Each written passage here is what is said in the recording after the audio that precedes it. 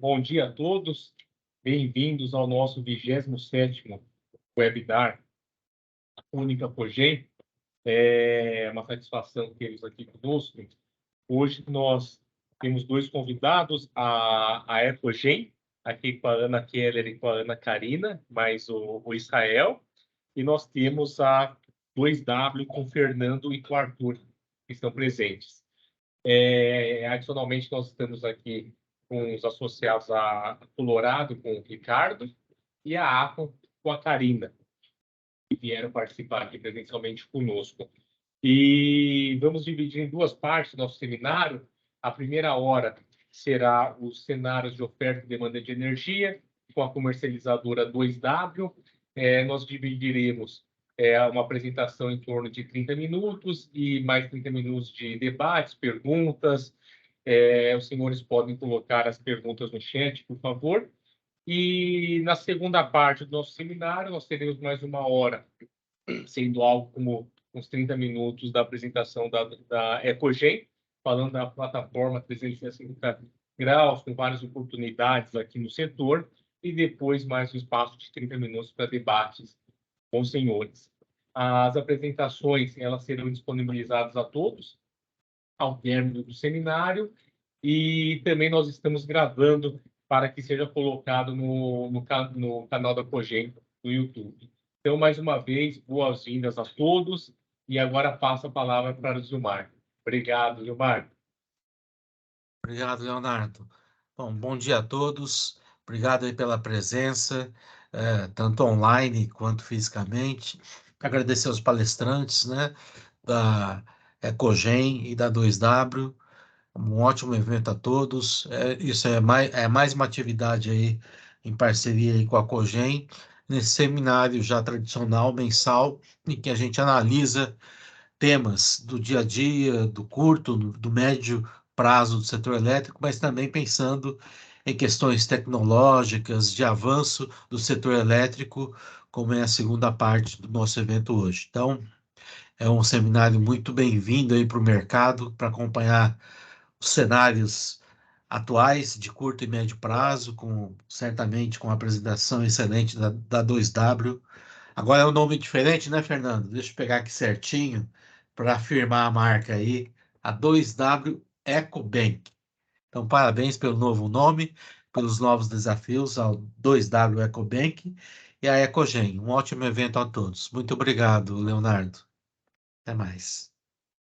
Obrigado, Gilmar. Então, neste momento, vamos começar com a apresentação da 2W EcoBank. Eu passo aqui a palavra para o Arthur, que está aqui conosco. Obrigado. Bom dia a todos. Eu vou falar um pouquinho, pessoal, vão ser 30 minutos de uma apresentação sobre os fatores que podem fazer preço para cima ou para baixo do prêmio de energia incentivada no mercado. Então, a 2W, nos últimos 2, 3 anos, vem investindo em geração eólica, principalmente. Como vocês sabem, da mesma maneira como a geração via cana-de-açúcar, a gente também tem benefício de energia incentivada 50%. E se propôs, é um trabalho hercúleo, de tentar premissar e prever o que vai ser o preço desse prêmio de energia incentivada das 5 para convencional. São muitos fatores, quase tudo influencia no preço da energia incentivada 50%. Então, acho que a ideia aqui, apesar desse estudo ele ter uma característica bem técnica, eu não vou ficar elaborando na tecnicalidade do estudo. A gente vai falar um pouco assim de quais fatores fazem o que nesse preço. Se eu tiver uma expansão maior da geração do que eu estou colocando, ou menor, por que essa expansão da geração pode ser maior ou menor? Se eu tiver mais migração do mercado livre de energia, cativo para o livre, a maioria desses clientes que migram do mercado cativo para o livre entram consumindo energia incentivada a 50%. Então, isso joga preço para cima. E assim por diante. Vão ser diversas considerações aqui. A gente fez alguns cenários de energia. Eu acho que a mensagem principal, já me adiantando aqui, os preços devem cair no curto prazo para eventualmente subir. Talvez um ano atrás eu não estivesse falando isso. Um ano atrás eu estaria falando que eles vão cair pronto. Mas os preços de energia desincentivaram bastante a expansão da geração eólica e solar. Então, a gente acredita que talvez lá para 2026, 2027, a gente tenha preço do swap de energia incentivada voltando a subir, talvez voltando a patamares ali de 2021, onde vale uns R$50, R$55 o megawatt-hora. Então, vamos lá. Cenário de mercado de energia elétrica. A gente está tentando prever o prêmio de energia incentivada. A ideia aqui, talvez a gente volte em 6 meses com uma coisa bem mais robusta do que a gente tem hoje. A dificuldade realmente é banco de dados, tá? É tentar entender, principalmente na parte de demanda, como é que o mercado de energia vai se comportar com a abertura para os clientes de alta tensão. É o grande divisor de águas aqui no preço da energia incentivada para o médio prazo, tá? Então, vamos lá. Esse aqui é o nosso caso base. A gente está vendo esse prêmio. O prêmio foi realizado, tá? Até 2023 em R$22 o megawatt-hora. Isso é, de novo, lembrando a diferença entre energia convencional e energia incentivada 50%. Quais são as principais considerações aqui? É premissa, tá? Tudo isso pode mudar e pode mudar rápido. Mas eu acredito que a primeira premissa é a mais difícil, né? Qual vai ser o consumo de energia incentivada? Essa depende de migração, são muitos clientes, depende de quanto o mercado de comercialização e até da regulação vai incentivar a migração de clientes que estão no cativo para o livre. Esses clientes devem vir consumir energia incentivada 50%. Então, dentre essas, eu vou considerar o próprio consumo. Quem já consome I5 hoje vai aumentar o consumo? Vai diminuir? Né? Então, seria um crescimento normal aqui do consumo de energia. Migração, expansão do parque de eólica e solar, principalmente. E a gente faz um pouco, mas esse é mais difícil de premissar, da opcionalidade entre convencional e I5. Ou seja, se I5 cai demais, talvez um consumidor que hoje consuma convencional passe a consumir I5, porque vai ficar um preço muito bom. Né? Se ele subir demais, talvez aconteça o contrário. O consumidor que consome I5 vai desistir da I5, vai passar a consumir energia convencional. Tá? Então, aqui a gente está explicando nesse slide qual é a ótica de consumo. A linha roxa fala sobre o consumo estacionário de I5. Então, ela é só o quanto a gente tem de consumo das empresas que já consomem incentivada hoje. A gente está desconsiderando o incentivo por preço. Né? Então, eu não tô querendo balizar aqui se a I5 for R$50 ou 15, quanto essa galera que já está na I5 hoje vai aumentar ou diminuir o consumo. A gente está falando só crescimento padrão. Isso aqui é uma correlação com as expectativas de consumo da própria ONS, tá? E muito a ver com o PIB do Brasil. Então, uma consideração mais simplificada. E na linha azul, aí essa é uma premissa um pouco mais da 2W, que é o quanto a gente vai ter de migração do mercado cativo para o livre. A gente particularmente acredita que vai ter uma migração bem expressiva do mercado cativo para o livre, principalmente pelo cenário de preços e de reservatório do sistema. Né? Então, como muitos dos que estão nos escutando já sabem, o preço da energia está bem baixo, tanto da convencional quanto da I5. Choveu bastante, né? Um resumo é esse. E a gente pode ter uma mudança de precificação lá para 2025. O mercado de energia é muito volátil, a gente já viu isso tudo aqui. Mas, enquanto não acontecer, quem está no cativo vem para o livre, né? Porque o preço na distribuidora é muito mais alto, etc. É muito bom migrar. Como aconteceu, por exemplo, em 2016. Né? Quem está aqui há mais tempo, lembra que em 2016 a gente teve um ano de preço muito baixo também. Se você olhar o histórico, teve muita migração. Muita gente saiu do cativo e foi para o livre por conta de preço baixo no livre. Né? O que faz a migração é preço baixo no livre. Isso, paradoxalmente, compensa um pouco, que aumenta a demanda da energia incentivada. E aqui a gente fala um pouquinho da ótica de oferta. Tá? A nossa premissa de oferta ela é bem mais agressiva do que o mercado. Tá? A gente acredita que os parques eólicos e solares só vão ser de fato construídos quando já estão vendidos no mercado regulado, né? O pessoal que já vendeu no leilão de ACR, e já estão vendidos ou em obras no mercado livre. As outorgas que foram dadas para os parques eólicos e solares que ainda não começaram obra e não estão vendidos, a gente considerou 20%. 20% das outorgas vão ser construídas.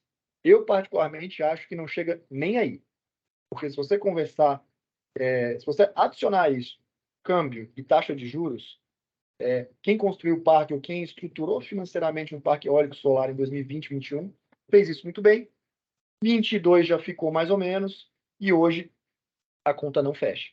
Então, acho que no jargão de mercado, né, é mais barato comprar um gerador hidrelétrico do que levantar um parque eólico solar novo a preços de hoje. Isso pode deixar de ser verdade muito rápido, né? A gente pode ver, por algum motivo, o dólar caindo, a gente pode ver taxa de juros CDI buscando 6% ao ano, 7% ao ano, e aí tudo muda. Podemos ver o preço da energia subindo, mas se nenhuma dessas coisas mudar estruturalmente, a maioria dessas outorgas que foram concedidas não vão ter obra levantada, porque não faz sentido. Sei quanto vocês acompanharam, há umas 2 ou 3 semanas atrás, a gente teve o Dia do Perdão, que foi basicamente algumas dessas outorgas concedidas já sendo canceladas, né, ou perdoadas, por isso o nome Dia do Perdão. Algumas usinas que estavam programadas a entrar em obras pleitearam que não fazia mais sentido entrar em obras, então deixaram de entrar. A gente particularmente acha que vários dias do perdão vão acontecer ainda, porque não adianta você obrigar o gerador ou obrigar a empresa a construir uma eólica ou solar, se ele não vendeu energia, não tem financiamento, no fim ele vai tomar uma multa contra nada, não faz sentido para ninguém. E também, óbvio, o sistema está sobre-ofertado hoje em dia. Então, como a gente já tem mais geração do que consumo, não sei se tem incentivo via multa ou via qualquer outro instrumento a obrigar esse pessoal a construir. De novo, sempre lembrando, isso é uma premissa do dia de hoje. Um ano atrás eu ia estar falando uma coisa bem diferente. Talvez daqui a um ano esteja falando algo bem diferente. Mas para os próximos 12 meses, um bem seguro vai ser assim. Tá? A gente tem 3 cenários aqui. O base, onde eu considero 20% das outorgas em construção. Eu vou ter um estressado a 15, e um aliviado a 15 e um estressado a 25. Aqui a gente elabora um pouco do que foi o preço médio desse prêmio de energia incentivada nos últimos anos. Por que ele caiu tanto? Ele caiu tanto porque teve muita oferta nova. Todo mundo sabe disso. Entrou muita eólica e muita solar em 2021, 22 e 23. Existe uma característica peculiar em relação a esses empreendimentos, e ela tem muito a ver com a maneira como você pega o empréstimo. Que é o quê? Você sempre vende energia com alguma gordura para o que você vai produzir. Né? Então, se eu estimo que eu vou produzir 100 megawatt médio, na prática eu vou vender uns 80 e poucos, para garantir que, se gerar menor, eu ainda estou pagando a minha dívida, se gerar maior, é lucro. Essa geração a maior a gente vai vendo no mercado de curto prazo, a gente não vê com antecedência. Porque ninguém quer tomar esse risco. Né? Se eu vender a R$180 e errar, tudo bem, podia ter vendido a 200. Mas se eu vender a R$180 e gerar menor, o mercado pode estar R$500 e aí você tem um real prejuízo. Então, via de regra, as empresas não fazem isso. Elas vendem um pouco menos que elas vão gerar e não mais. Você foi chegando nos curto prazo, 2021, 2022, 2023, muita sobra de geração, o preço do swap foi caindo. O segundo fator aí dentro, o impacto dele é um pouco mais baixo, por isso que a gente também não colocou no slide, mas eu vou verbalizar aqui, tem a ver com o custo do dinheiro, né? Então, em 21, 20, 21, CDI a 2%, 3%, era barato eu carregar estoque de energia incentivada, né? E lembrando, uma comercializadora, ela pode fazer o seguinte, ela pode comprar energia incentivada a 50% e vender convencional. Daqui 3, 4 meses, daqui 6 meses, ela vende a incentivada a 50% e compra convencional. Como se eu tivesse carregado um estoque de energia incentivada a 2% de custo de capital. Hoje esse custo virou 14%, desincentiva ao carrego. Então, na minha percepção, na percepção da 2W, o estoque na mão das comercializadoras desse produto ficou mais baixo. Tá? E esse movimento de muito estoque para pouco estoque, ele é vendedor, então os preços foram de 50 e poucos reais o megawatt-hora no prêmio para 20. Lógico, né? Vou falar daqui a pouco também, mas de 25 reais em diante, começa a ficar muito bom para um consumidor de convencional comprar incentivada. Então, tem alguma correlação? Vamos lembrar, né? Isso aqui tem o que? Regulatório, o consumidor pequeno precisa comprar incentivada, mas ele também tem a ver com custo de transmissão. E isso aqui é basicamente um papel que me dá 50% de desconto no custo de transmissão. Então, se o custo de transmissão fica mais alto, eu vou ter mais interesse em comprar e vice-versa. Então, lembrando aqui, O prêmio realizado caiu principalmente por excesso de oferta e alguma coisa por conta de taxa de juros e custo de carrego. Tá? Se você olhar o prêmio da incentivada 100%, a gente sabe que tem alguns associados aqui que geram 100%, isso aconteceu muito mais por conta de juros. Por que a incentivada 100% foi de R$200 o megawatt-hora para 145 hoje? Porque ficou caro carregar. A comercializadora não quer mais carregar esse negócio a 1% ao mês. 1% ao mês em cima de 150 é R$1,50 ao mês. Se eu carregar 10 meses, virou R$15 o megawatt-hora. Vou vender. Todo mundo vendendo, o preço caiu. Então, essa daí foi uma que era na I5 pesa menos, mas na I100 dá para antecipar, porque realmente, assim, pouco volume de incentivado a 100% é muito dinheiro. Aqui eu coloquei um modelo de análise no slide. Não vou entrar nele, não vou entrar em Y igual 86,79 porque eu acho que não vale a pena. Acho que é só a ideia aqui é pontuar que a gente realmente tem um fundamento por trás das nossas premissas.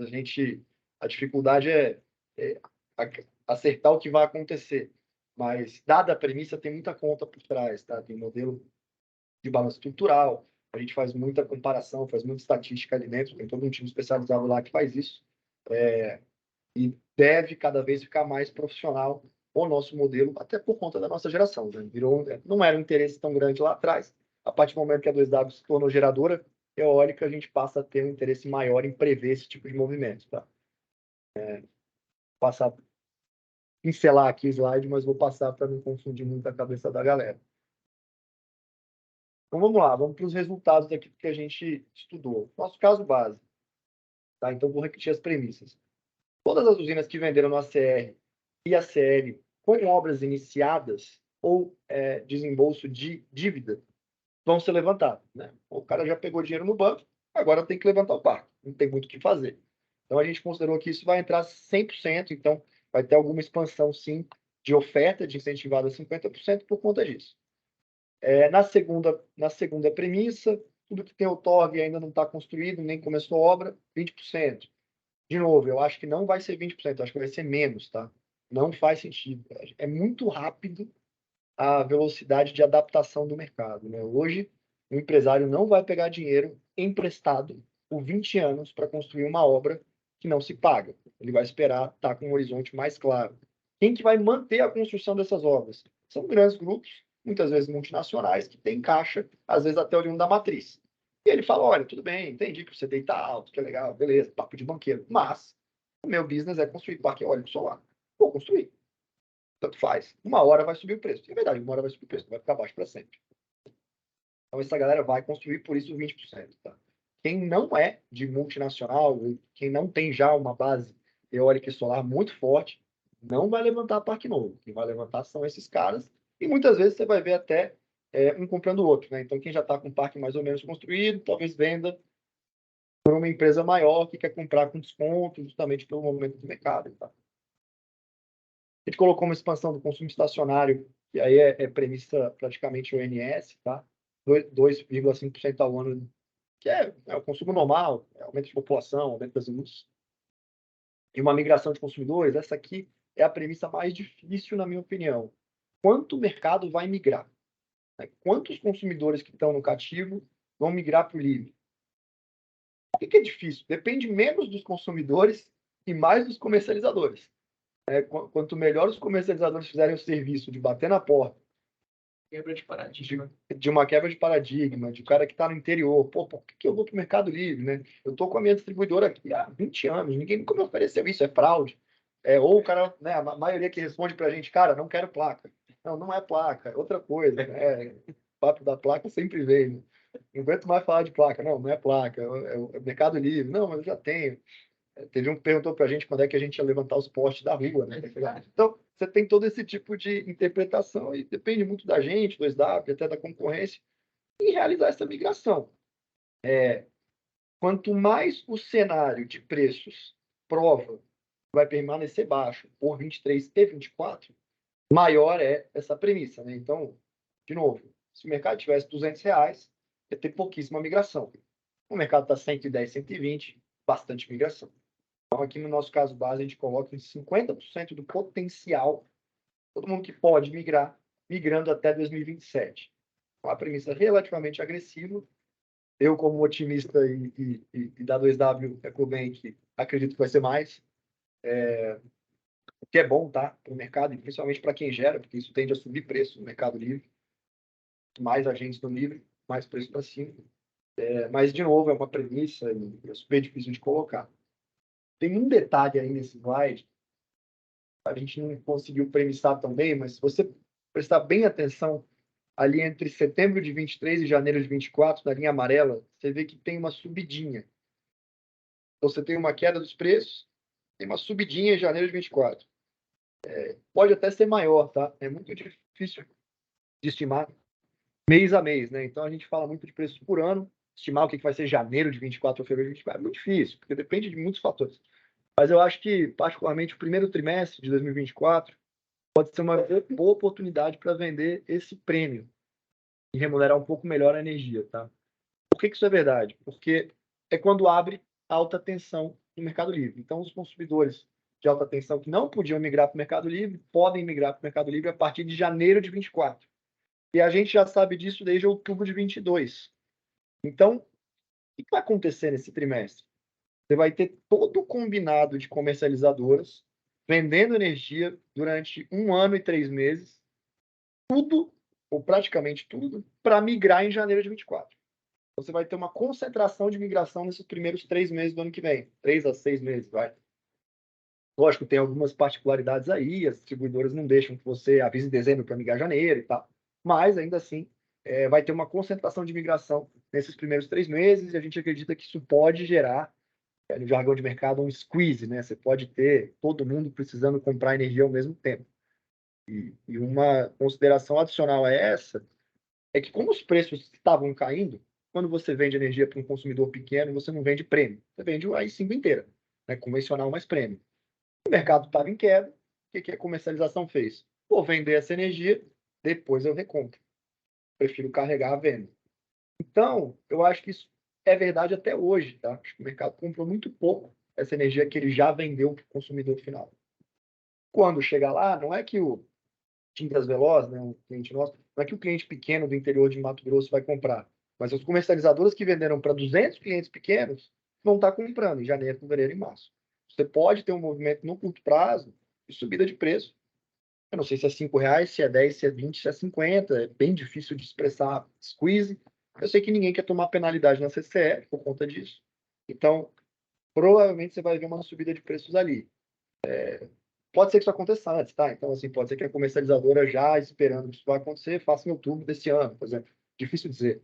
Mas ponto é, espera que os preços vão ser para baixo durante 24, 25 e até alguma coisa de 26, com essa exceção do primeiro TRI de 24. Eu acho que os preços vão ser mais altos por conta desse detalhe específico de regulamentação. Então, vamos lá. O cenário base é esse. O que volta a subir depois, né? Porque, eventualmente, a gente vai pagar a conta desses cancelamentos de obra nova. Então, o mercado vai seguir. Mercado não, né? Mas o consumo vai seguir crescendo.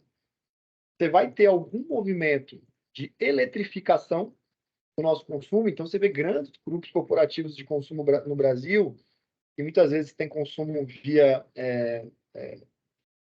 fontes fósseis, né? Gás, diesel, etc., mudando as máquinas, mudando os equipamentos e trocando para consumo elétrico. Você vai ter, não vai ser agora em 23, mas em 25, 24, 2024. Você vai ter um shift, então você pode ter um aumento de carga e não seja orgânico, que seja o cara realmente consumindo a mesma coisa, faturando a mesma coisa, um grande consumidor, mas mudando de fóssil para elétrico. E, paradoxalmente, como você teve muito cancelamento de obra, uma hora vai faltar, né? Então, lá em 2027, você vai voltar a ter oferta e demanda jogando mais para demanda do que para oferta. E provavelmente até lá, você já vai ter atualizado todos os custos de transmissão, que é sobre o qual o desconto é dado. Então, vai valer mais a pena ainda eu ter um 5. Aqui, sendo bem sincero, essa foi a resposta do nosso estudo. Eu, Arthur, acredito que o 24 e 25 podem squeezar até um pouco mais para baixo. Você pode ver o mercado desesperando, indo para 13, mas eu acho que o 26 e 27 vão ser muito mais para cima. Tá? Então, eu acho que na prática você vai ter fatores difíceis de prever que vão levar isso para 40, 50 reais de novo lá em 26 e 27. Mas a gente se ateve ao nosso modelo aqui, estamos aprimorando ele. Trader tem mania de discordar de modelo, então vou fazer esse disclaimer aqui. Mas é mais ou menos por aqui. Então a gente fez outros 2 casos, tá? O estressado e o aliviado. No estressado, a gente só diminuiu um pouco a quantidade de usinas que vão ser levantadas. Então, ao invés de 20% do que a gente tem outorgado, são 15% do que a gente tem outorgado.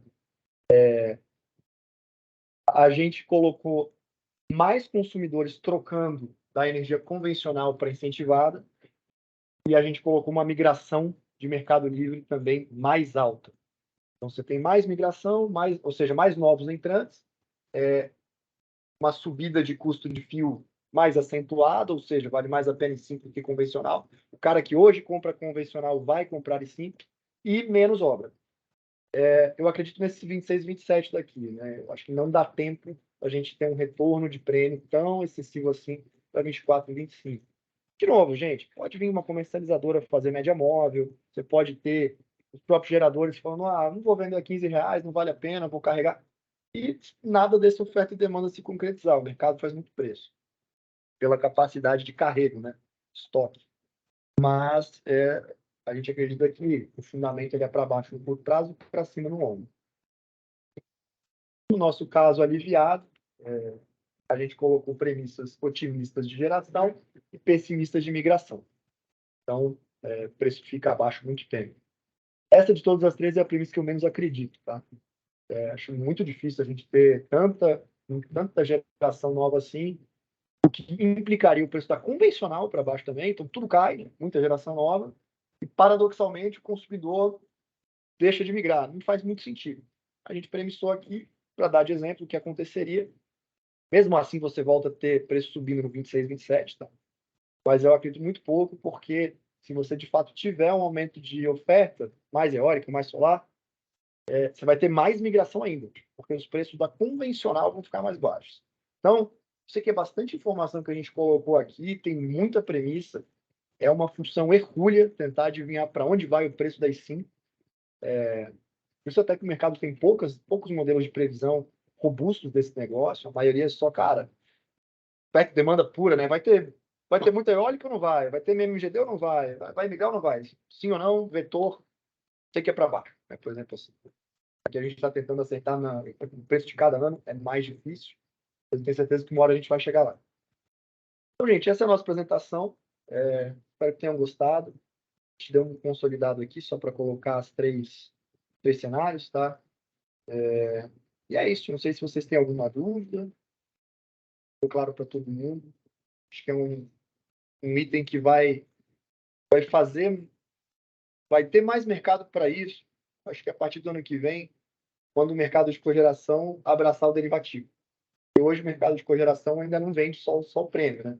Mas o derivativo poderia ser uma maneira de você fugir do duplo faturamento, né? Então, talvez quando isso estiver um pouco mais claro, acho que os bancos entrando agora no mercado de comercialização, isso vai ser mais fomentado. O pessoal faz muito isso no açúcar e etanol, né? Então, por que não fazer para energia também?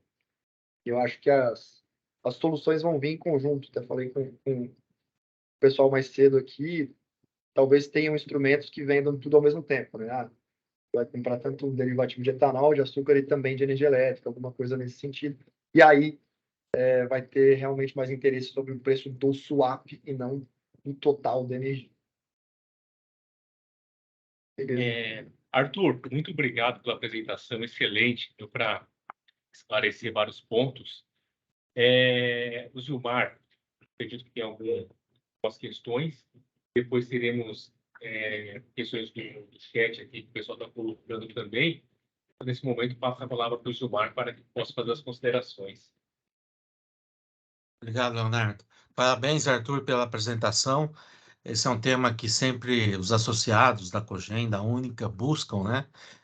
Tentar acompanhar, porque é receita pura aí na venda da energia, então é muito importante saber do prêmio, mas você foi além, na verdade, discutiu aí o momento que o setor elétrico vive, a questão do desafio de continuar a expansão do sistema, principalmente com a energia renovável, porque hoje o consumidor não quer apenas energia elétrica, né? Ele quer uma energia carimbada, sustentável, até dentro da nova razão social da 2W, né? Algo mais ecológico, em linha Exatamente. com ESG, né? É, Arthur, a gente tem algumas perguntas aqui dos nossos colegas que estão nos assistindo. Eu vou fazê-las. A primeira, deixa eu ver aqui, é do Wilson, nosso colega da Cocal. O mercado hoje já está comprando I5 em 24, 25, acima de R$ 20 de swap. Qual a base para considerar R$ 14? Vamos lá. Foi uma premissa de oferta e demanda. Eu acho que o principal fator que vai fazer esse preço cair, ou pelo menos se manter nesses níveis, é a geração de fato das usinas eólicas e solares centralizadas, né? Quando elas estiverem de pé. Então, para 2024, pensa que quase todas as usinas que vão estar gerando lá já estão em obras ou vendidas, tá? Mas quando a gente fala vendida, vamos lembrar que o vendido é no P90, né? O que o P90 quer dizer? É a probabilidade maior que 90% em algum fator de vento ou de sol. No jargão, né, falando de uma maneira simplificada, é o mínimo que ele vai gerar. Então, vou dar um exemplo da 2W. Na 2W, a gente tem o primeiro projeto teórico, que é o Anemos. O Anemos ele tem 138 megas de potência instalada no interior do Rio Grande do Norte. Nosso P90, que a gente considera ser o mínimo que o parque vai gerar, se não ventar, são 67 megawatts médios. É isso que a gente vendeu. Mas se você olhar lá no Anemos, eu estou vendido, estou levantando o parque, essa venda foi feita em 2021, outro momento de preço, 67 megawatts médios. Quando começar a gerar esse parque lá em 24, ele já está gerando hoje, né? 2/3 do parque está gerando hoje, deve estar gerando 100% até o fim do ano, até setembro. Em 24 vai estar gerando 100%. Qual que é o P50? Qual é a minha expectativa de geração para um vento médio? 83 megawatts médios. Onde vão entrar esses 16, né? Entre 83 e 67. Tem 16 megas aqui. Esses 16 megas DI5 eu vou vender no curto prazo. E não adianta, por mais que eu saiba que vai cair, eu não posso fazer outra coisa, porque se eu vender e não gerar, eu tenho que recomprar. Então essa decisão não tem a ver com trading, não tem a ver com preço, é a decisão de infraestrutura. Eu fiz no parque, vendi 67 megas, liguei no banco, peguei dinheiro emprestado, tem que pagar a dívida. O banco fala, pô, se você vender mais do que você vai gerar, você vai ter que comprar energia e esse dinheiro deixa de me pagar. Isso é verdade para a 2W, é verdade para todas as outras. Se você pegar todo mundo que vendeu P90 de vento e sol e colocar essa galera vendendo no curto prazo, 2024 é o ano onde você vai ter mais sobra de energia no acumulado do curto prazo. Então, isso nos dá argumento para acreditar que esses preços vão cair. De novo, tem muito fator aí, tá? Eu posso ter uma contra-migração, eu posso ter um mercado de comercialização decidindo que abaixo de R$ 20 não faz sentido vender, vou comprar para fazer estoque, e aí estoque eu posso fazer 1 bilhão de megawatt-hora de estoque. Não tem limite para isso. É diferente de energia elétrica convencional, aonde não tem estoque, né? O que eu gerar eu consumo. Ah, tem bateria? Tem, né? Na prática não tem. Então, gerou, consumiu. E 5 não. E 5 a comercializadora pode comprar e 5 vender convencional. E ela vai carregar. Então, isso pode segurar em R$ 20. Mas se você olhar só demanda e oferta estruturalmente, para 2024, vai ter sobra. Se você quiser comprar i5 em 2024, você vai conseguir, e vai conseguir fácil. Isso é bem diferente do que foi em 21 e eu acredito bem diferente do que vai ser em 26. Tá? Então, essa é a base pela qual a gente calculou. Aqui eu tenho mais uma pergunta do Wilson. Quando que as distribuidoras carregavam a i5, era em média móvel? Eu acho que nunca carregaram, a distribuidora não consegue. Não, ele corrigiu depois, comercializadores. Comercializadora sempre pode carregar, tá? O estoque de incentivado é 50% em média móvel. Faz muito tempo já esse entendimento. Eu acho que a maioria... Você não pode ficar vendido, né? Em nenhum momento eu posso vender e sim e comprar convencional sem antes ter comprado 5 e vendido convencional. Começar positivo. E aí depois, eventualmente, eu posso vender o que eu construí de média. Mas isso é regra, se você ligar, acho que 99% das comercializadoras têm algum tipo de estoque de média móvel de incentivado a 50%. Agora, o quanto aí, queria saber. Infelizmente, não sabemos. Obrigado. Depois o Wilson corrigiu aqui, eu que esqueci de ler. Tem uma pergunta do Ricardo Vidnick, KV Consult.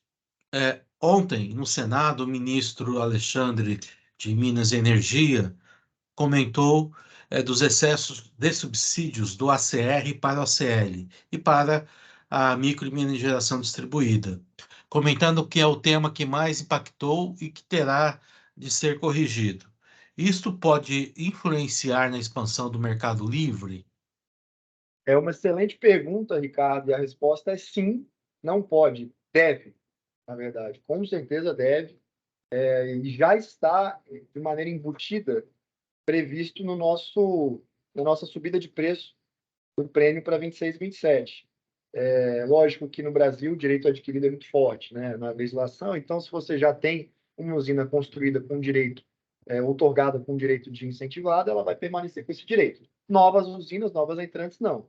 Então, até por isso que você teve uma corrida na solicitação das outorgas, por isso que existem muitas outorgas hoje, mas a gente acredita que sim, tá, e que isso deve impactar drasticamente na expansão do Mercado Livre no médio prazo. Não sei se para esse ano ou para o ano que vem. Eu imagino você vai ter uma diminuição na quantidade de novas obras, 25, 26, e lá na frente, quando voltarmos a falar em expansão do Mercado Livre, a conta vai ter piorado, porque eu não vou ter mais o incentivo incentivado. Então, essa expansão, mesmo quando vier, ela vai demandar um preço mais alto, né? Para ter nova expansão, o mercado não vai mais ter que ser 180, vai ser 220, 230. Então, isso vai impactar sim, tá? Na expansão do Mercado Livre e, por consequência, nos preços para cima, eu acho. Mas é médio prazo. No curto, não dá tempo. Aí aqui impacta, resumo impacta para cima, só não dá tempo no curto. Obrigado, Arthur. Eu tenho uma pergunta, observação. Achei bem interessante essa visão da questão da expansão no setor elétrico, né? Respondendo o Ricardo aí. Parece que é um ponto de preocupação, né? Já é pelo menos terceira comercializadora ou quarta que a gente traz aqui nesse seminário, preocupada com a questão da expansão no mercado livre. Por outro lado, a gente vivenciou aí até cair o subsídio. A única também acabou não trabalhando com fortalecimento do mercado livre, mas a impressão que eu tenho é que há uma incerteza com a queda do subsídio, há uma incerteza, o ideal é não ter subsídio, né? Mas parece que tem uma incerteza no futuro se esse modelo ele consegue financiar os investimentos via Mercado Livre. É quase que um contraponto até ao próprio discurso das associações, né? Até mesmo a Única, Cogen, a Beólica, a Abracel, todas falavam, não, o Mercado Livre vai ficar fortalecido e vai efetivamente financiar a expansão. Já é competitivo, principalmente quando você olhava eólica e fotovoltaica. Mas parece que na prática, você me corrija, porque você está no coração aí do investimento, parece que há uma incerteza de modelo setorial, se realmente, não que eu queira que volte o subsídio, mas parece que tem uma estrutura, ou é algo conjuntural, ou será que é estrutural? Conjuntural que eu falo é o seguinte: o capex está muito alto por conta da instabilidade mundial, guerra Rússia-Ucrânia, enfim, eu queria entender um pouquinho, porque está destoando um pouco dos próprios discursos das associações. Eu incluo até a Única, né? O Leonardo acho que pode incluir a Cogen, porque a gente sempre defendeu aí o fortalecimento do mercado. Defendemos ainda, né? Obviamente, mas parece que já é a quarta comercializadora representando o investidor, que parece que tem uma incerteza com relação a essa expansão. Será que é algo momentâneo, conjuntural, ou você entende que esse modelo parece que tem que ser aprimorado? Não é mais aquele discurso que você pegar aí, discursos fortemente defensores, não. O Mercado Livre já está financiando a expansão. Me parece que eu fiquei um pouco preocupado vis-à-vis ser a quarta ou terceira comercializadora que toca no mesmo ponto que você bem abordou, Arthur. Eu acho que respondendo diretamente a sua pergunta, Zilmar, ele é um conjuntural longo. Não é bem estrutural, mas também não é de um ano. Foi tudo ao mesmo tempo, né? Você teve um período muito ruim em 2021, alguns incentivos até a geração na época foram dados de maneira muito preocupada, né? Porque o custo de você faltar luz em algum momento ter um apagão é muito mais alto, então qualquer coisa vale esse custo. E se juntou com uma conjuntura de chuvas muito intensas, muito extremas por 2 anos.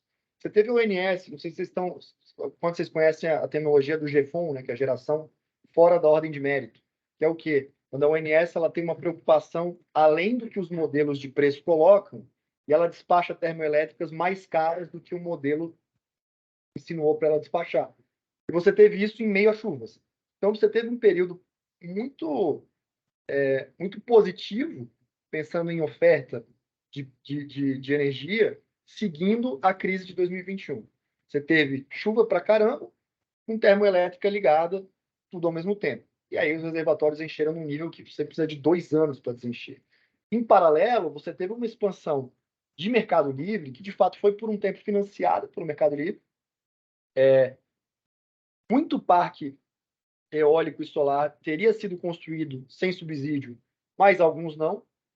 Né? Pensa que até R$ 180, alguns levantam, alguns não. Até 200, você tem mais parques que levantam. Você teve o subsídio permanecendo mais tempo do que deveria, junto com muita chuva, junto com geração termoelétrica, tudo ao mesmo tempo, você chegando no estado que está hoje. Os nossos preços de energia, se você dolarizar, são muito baratos comparados com o resto do mundo. Né? A gente está falando aqui R$ 100, R$ 120 o megawatt-hora. Pô, isso para mim é incentivado ainda, é super barato comparado com outros lugares. Por isso que eu digo que é uma conjuntural, mas é uma conjuntura longa. Na verdade, para mim, o que deveria ajustar não é subsídio também, mas é preço.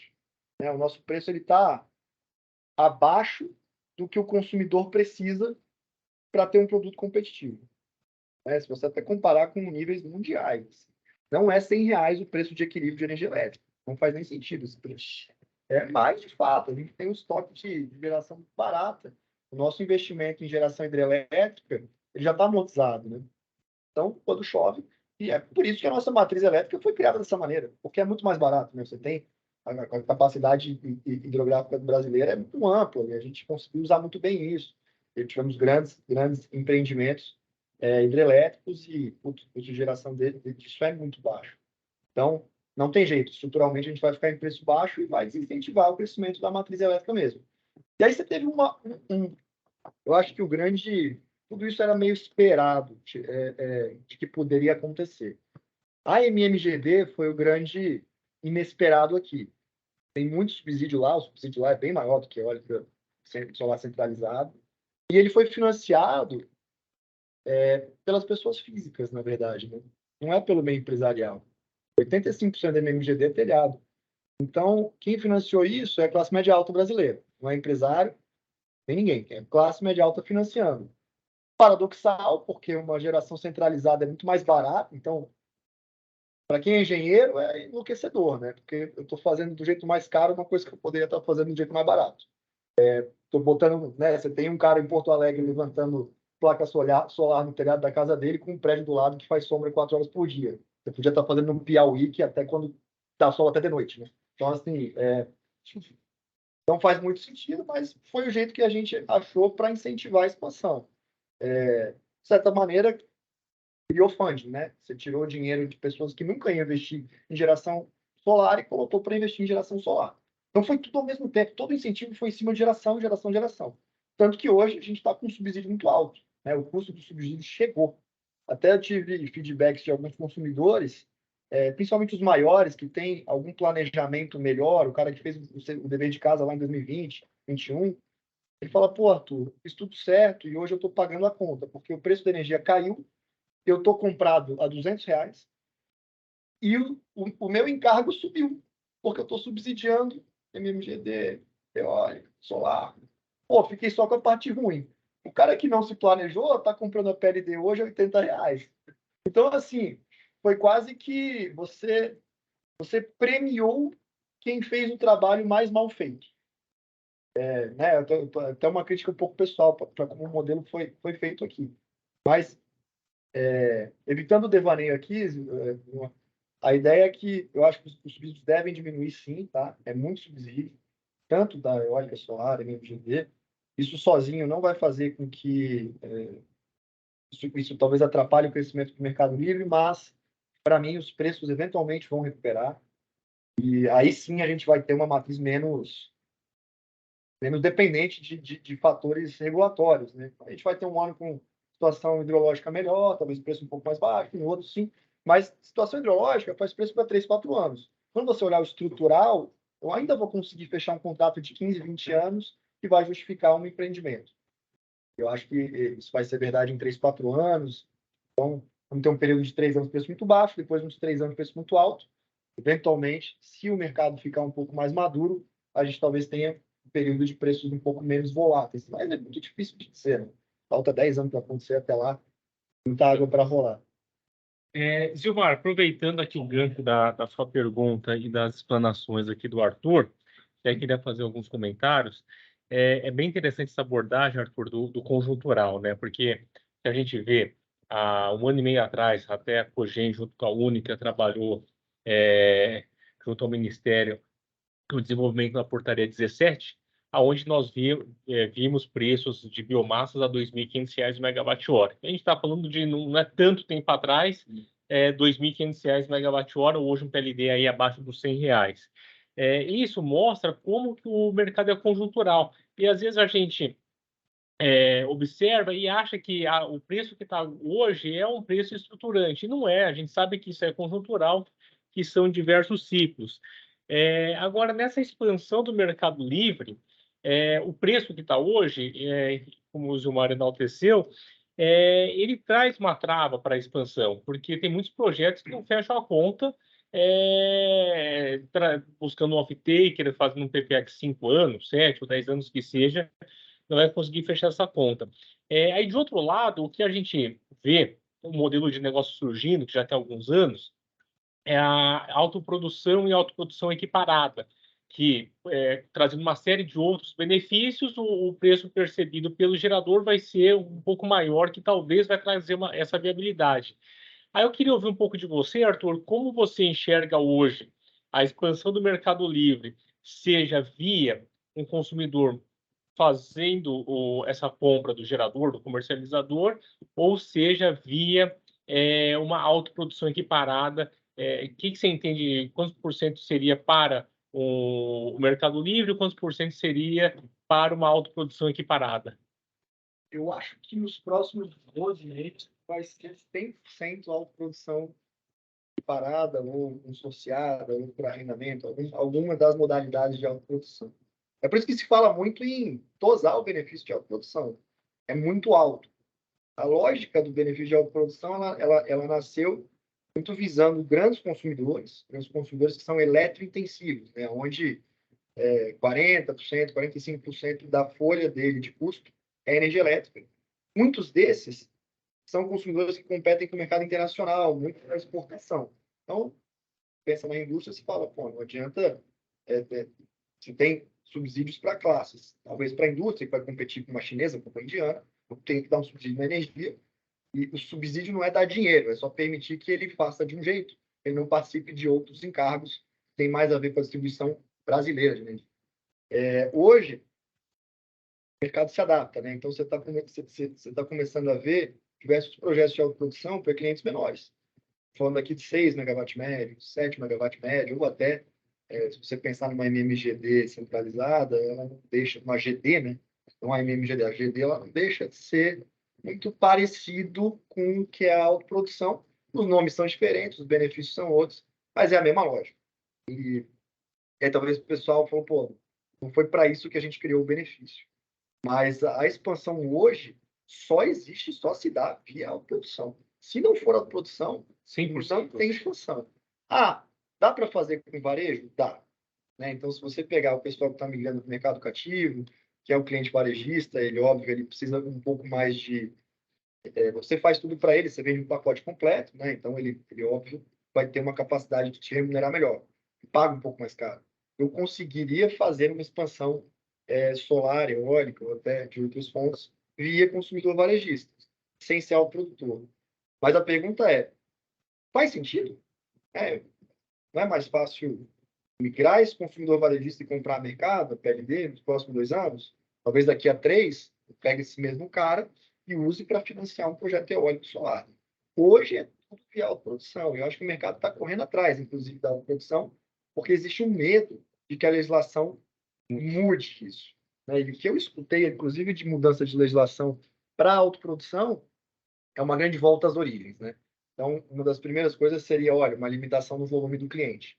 30 megawatts médios ou mais.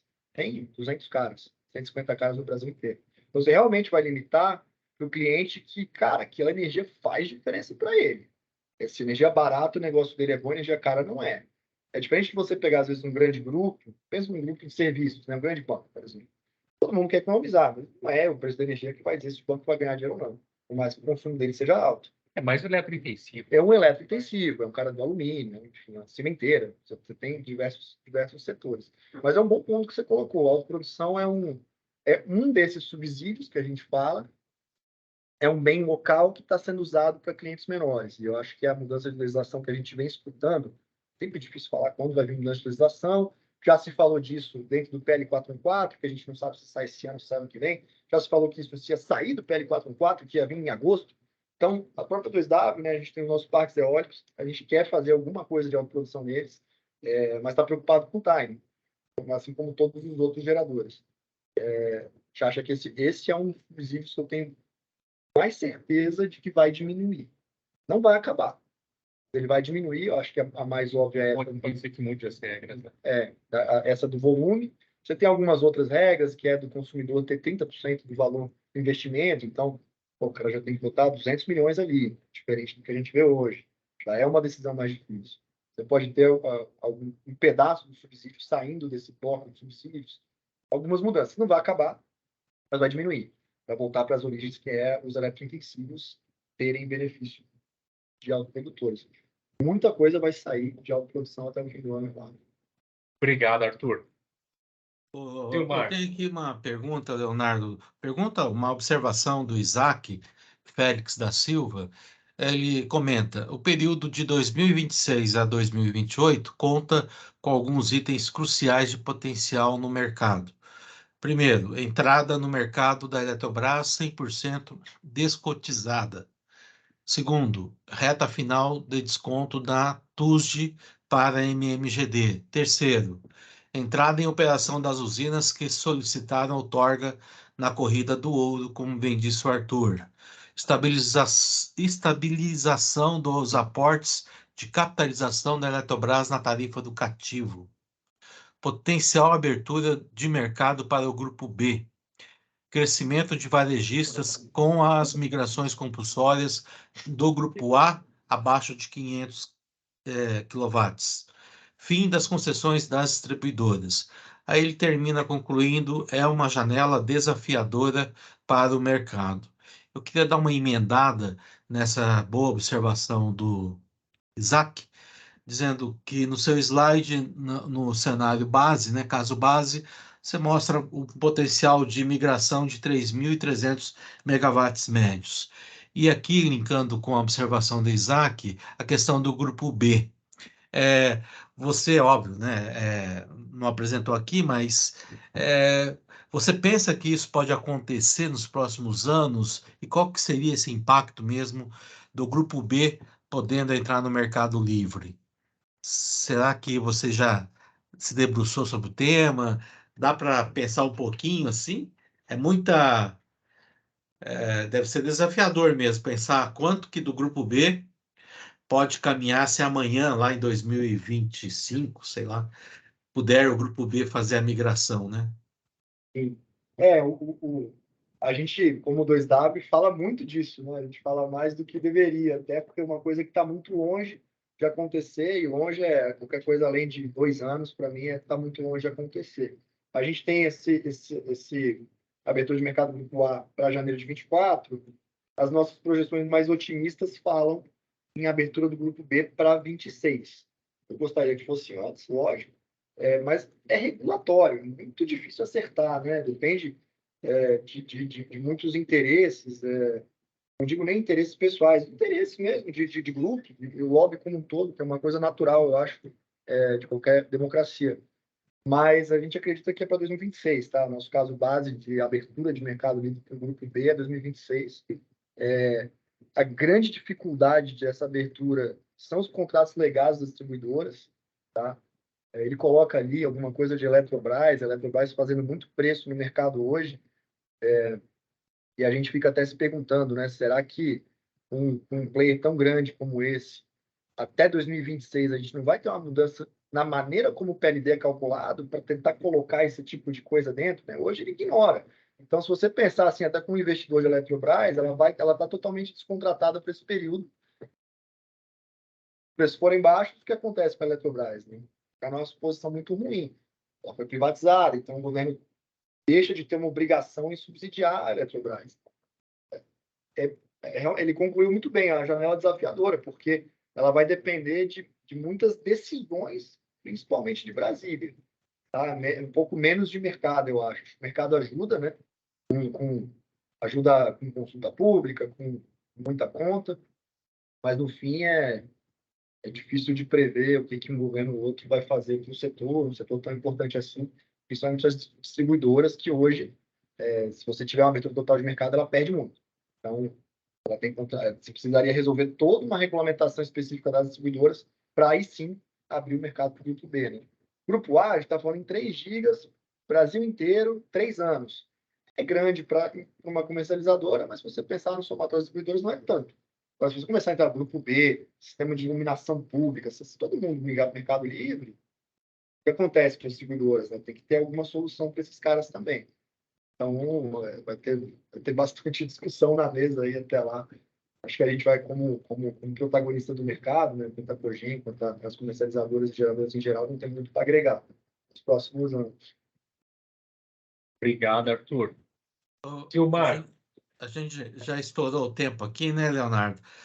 estão dentro do tempo, hein? Tá. Perfeito, 1 hora. Então eu vou, como sempre, eu quero fazer mais uma pergunta. Na verdade, duas, mas bem rapidinho. Primeiro, eu estava olhando aqui a curva da oferta de geração I5, né? E ela acompanha bem a geração, imagino, eólica e biomassa. Mas é curiosidade apenas. Como a PCH eu acho que deve ter uma boa representatividade na I5, e ela ainda permanece por 10 anos, né? Dois pedaços de 5 anos, mais 5 pela lei, com desconto no uso da rede, mesmo após o término para as demais fontes. E ela gera, eu acho que no período úmido, obviamente, janeiro. Ela não é muito representativa hoje aí no mercado, é uma curiosidade apenas. Quem lidera esse mercado da AI5 é a biomassa e eólica, Arthur? Quem lidera o mercado de 5 hoje, se eu não me engano, é eólica. Eólica, Em né? geração, né? Você está Em tendo 10 geração. gigas por dia. Você pegar a geração de ontem, por exemplo, PDO lá, 10 gigas de geração por dia. Hein? Agora a gente está em maio, beleza, acho que junho já vai ter mais cogeração, deve estar nos 7, 6. Eólica já é número 1, depois solar e cogeração juntas, a PCH muito pequena. Entendi. Só, acho que a diferença é que as eólicas, via de regra, têm menos energia para comercializar. Então, quando você pensa em geração, quem faz preço é eólica, mas talvez na comercialização seja o pessoal da Cogen, vamos dizer assim. porque tem mais, é menos vendido, né? A eólica, para levantar o parque, vende 20 anos e tal. O pessoal de cogeração, menos vendidos, tem mais flutuância mês a mês. O que a gente vai começar a ver, cara? Por exemplo, a 2W já contratou uma empresa terceira especializada em estudo de vento, porque no meio do mês eu já vou ter uma noção de como vai ser o comportamento do mercado de curto prazo daquele mês, pelo quanto ventou. Se ventou muito mais, o preço vai cair no mês. Se ventou menos, não.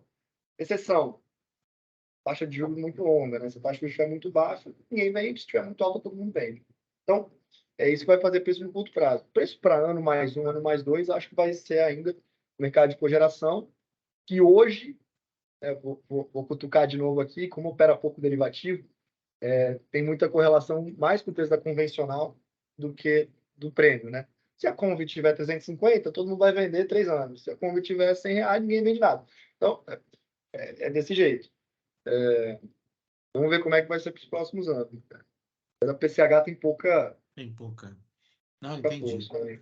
E uma última pergunta, com a lei, né, do marco legal da micro e mini geração distribuída, a gente leu vários artigos, alguns até mais fortes, dizendo, mataram a micro e mini geração distribuída. Mas na prática deve estar havendo, né, uma adaptação no mercado com o marco legal e parece, né, pela sua própria apresentação, que ainda é um nicho e deve ser.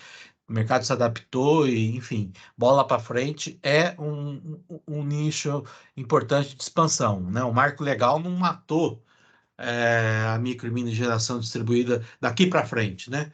Depois lá da a data que você entrava com o projeto com desconto mantido por 45 anos, né? Algo do tipo. Cara, a gente premissa um aumento da implementação de placa solar ainda em 23, e já em 24 muito pouco. Assim, tem dois fatores. Primeiro é, de fato, a mudança de legislação, né? O marketing, que diminui o benefício. E o segundo, ele é até mais simples. Não tem estoque de classe média alta tão alto para comprar placa para sempre. E muita gente, cara, assim, está no varejo. 2 a cada um cara que eu ligo, porra, placa solar. Todo mundo já bateu em todo mundo para vender placa solar. Muitos ainda não compraram, o benefício ainda é bom, mas acelerou muito mais. Se você pegar uma projeção de crescimento de MMGD de 2 anos atrás, você vai ver o quão errada ela estava. Ela não estava pouco errada. Ela estava muito errada. Muita gente está com 20 GB de potência instalada. De MMGD, é tudo telhado. Giga por mês. Cara, crescendo 1 GB por mês. Então, assim, já está chegando num ponto. Você tem os estágios de adaptação, né? No começo é o cara que é mais moderno, depois o boom passou, né? E agora você está no retardatário, o cara que já ouviu falar, ele está namorando com a possibilidade 2, 3 vezes, está vendo se coloca. A taxa de juros atrapalhou, né? Porque antes o cara, né, a oferta era, eu vou colocar a placa na sua casa, você não vai tirar R$1 do bolso, eu te financio, em 5 anos é sua. Tá bom, põe aí. Agora já não está mais assim, já tem um investimento a se fazer. A gente não vê taxa de juros caindo tão baixo quanto já foi em 2021, tão cedo. Então, vai ter um crescimento mais orgânico. Acho que 23 ainda bem relevante, né? Dali para frente, é quase que assim, qual é a capacidade de instalação de placa do país? Não vou tão longe assim, porque você começa a chegar numa classe da população que simplesmente não tem nem conta para justificar muita placa solar ali, né? E aí é uma opinião, agora eu já estou bem, só para terminar a explicação, muito minha, né?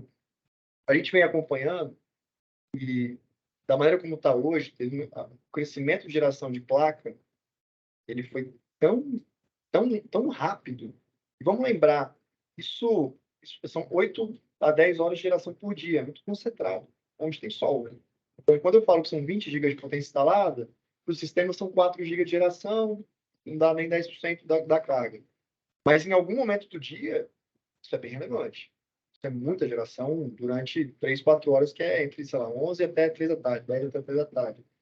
Se você pegar, por exemplo, o IPDO, que é o documento da ONS de domingo, no Nordeste, eles restringiram a geração solar das 5 e pouco da manhã até quase meio-dia. Não tinha carga. Tanta geração concentrada em algumas horas, em alguns mercados, que eles estão a ONS está ligando para a geração centralizada e mandando restringir. Eventualmente, isso pode ser um sinal de preço, mas se os preços voltarem a subir, essa hora pode ser uma hora mais barata. Quem colocou placa vai começar a sentir que não está valendo tanto a pena. Sim, isso é fato, né? Todo mundo que comprou placa solar para casa teve algum benefício menor do que achou que ia ter quando implementou.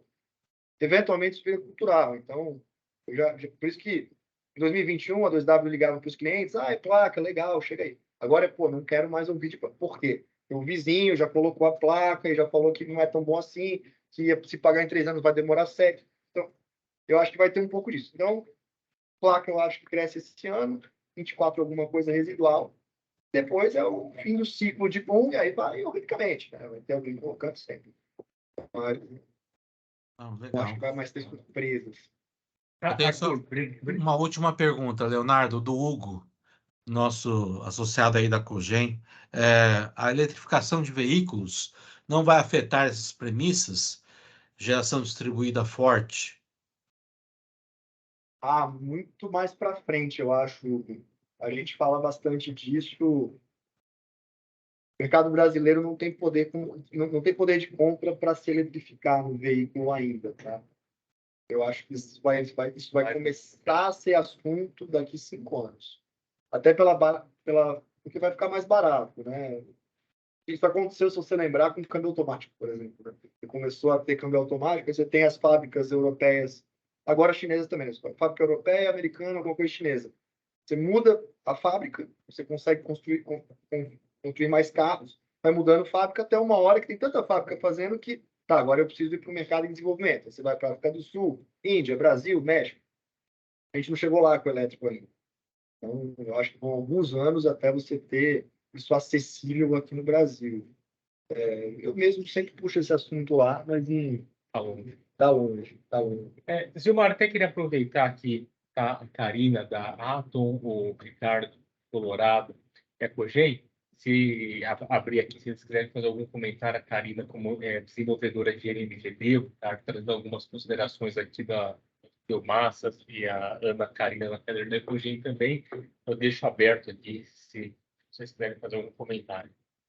Acho que eu complementaria a resposta do Arthur sobre a expansão da MMGD, porque tem um ponto ainda em aberto a ser discutido, que são os custos e benefícios da MMGD. Então, a depender de como isso vai ser endereçado pelo governo, a gente tem um impacto na expansão da MMGD para os próximos anos. E sobre o veículo elétrico, que foi a última pergunta do Hugo. A última vez que eu li o PL 414, a bateria, o carro elétrico, ele poderia pegar a energia da rede, mas não injetar. Então, existe também esse ponto de como que a regulação, né, e a legislação do carro elétrico ela vai endereçar esse ponto. Porque dependendo, né, ele pode, sim, ser utilizado numa discussão mais ampla de recursos energéticos distribuídos, né, que seria o genérico cuja espécie é AGD, carro elétrico, e outras formas de você ter ali micro-redes ou redes virtuais, né, que vai mudar ali como que na verdade, a forma do nosso sistema de distribuição lidar com essas injeções mais localizadas de energia, né? Mas eu acho que isso tudo está numa discussão um pouco mais ampla dos REDs, que já teve tomada de subsídio, mas é uma análise super técnica que ainda se encontra, se eu não me engano, no âmbito da ANEEL. Tá ótimo. Não, sobre o carro elétrico, eu sou um grande entusiasta, na verdade, disso, né? Eu acho que a nossa matriz ela é muito peculiar em relação a carros elétricos. Porque, no limite, se você tiver uma frota de carro elétrico, é uma grande bateria, né? Porque ela colocou, então, pego energia, posso devolver. Isso deveria otimizar, principalmente, o custo de transmissão, que muitas vezes ele é modelado pelo momento de pico de carga e não pela média de carga no dia. Então, se eu tiver 70 GB no dia de média, eu tenho transmissão modelado para 100, né? Que é o pico. Tem um exemplo aqui. O carro deveria atenuar isso, porque eu vou ter um excesso de baterias, inclusive nas casas, né? Se eu tiver um carro elétrico, eu tenho que ter uma bateria Solar Powerhouse lá, do Elon Musk, etc. Só que o Brasil tem uma grande bateria através das hidrelétricas. Então, por que que o nosso PLD horário nunca deu sinal de preço?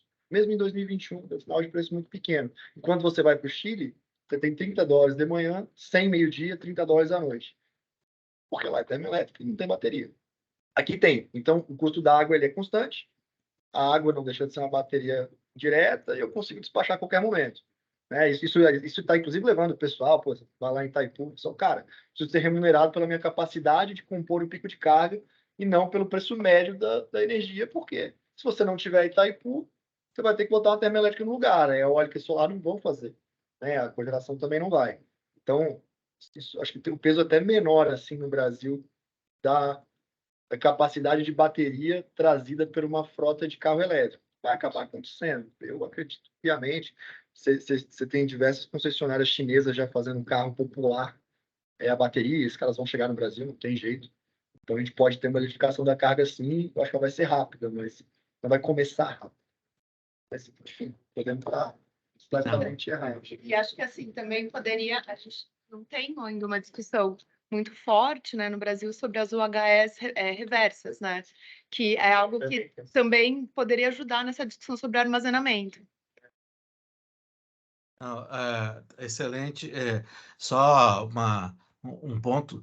Para mim, na verdade, vai ficar tudo carro híbrido com foco em etanol. Então, o Brasil vai. Vamos torcer para a nossa solução Tupiniquim prevalecer aí. Mas, obviamente, são várias tecnologias que estão vindo, todas bem-vindas. Só para uma observação do Wilson, da Cocal, ele está observando, perguntando se aquelas. Quando você respondeu ao Leonardo sobre autoprodução, o que você comentou está no PL 144. Se está. É o PL 414. 14. 414. A gente vem escutando muito de que algumas cláusulas sobre a produção estariam inseridas no PL 414, e nem é o tema do PL 414, E aí, recentemente, aí essa segunda fase é boataria. Da mesma maneira que eu escutei, posso desescutar, de que isso sairia do PL 414, e o objetivo dessa saída seria de antecipar, porque tudo indica que o PL 414 deve escapar para o início de 24. Antes a gente achava que poderia ser votado no início desse ano, depois segundo semestre, mas Brasília está com outras prioridades.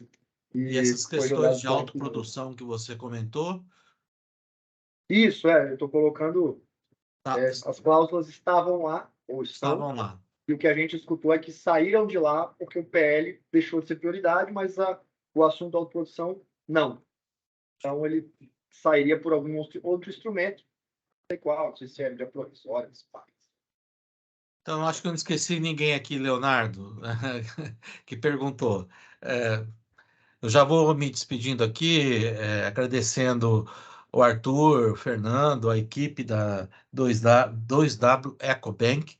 Parabéns pela apresentação, excelente evento. Obrigado. Esperamos contar novamente com vocês aí no futuro. Parabéns, pessoal. Leonardo. Obrigado, Gilmar. Mais uma vez agradeço aqui o Arthur pela brilhante apresentação. Os que chegaram aqui no meio também, reiterar que as apresentações serão enviadas após o seminário. E agora nós iremos para a segunda parte com a Ecogen, com a Ana Keller e a Ana Karina, aonde nos trará as visões e oportunidades na plataforma 360 graus. Obrigado.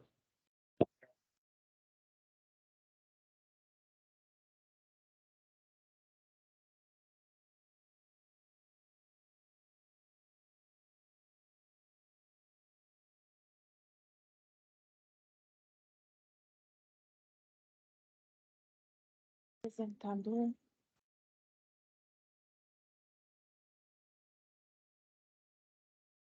Bom dia, pessoal.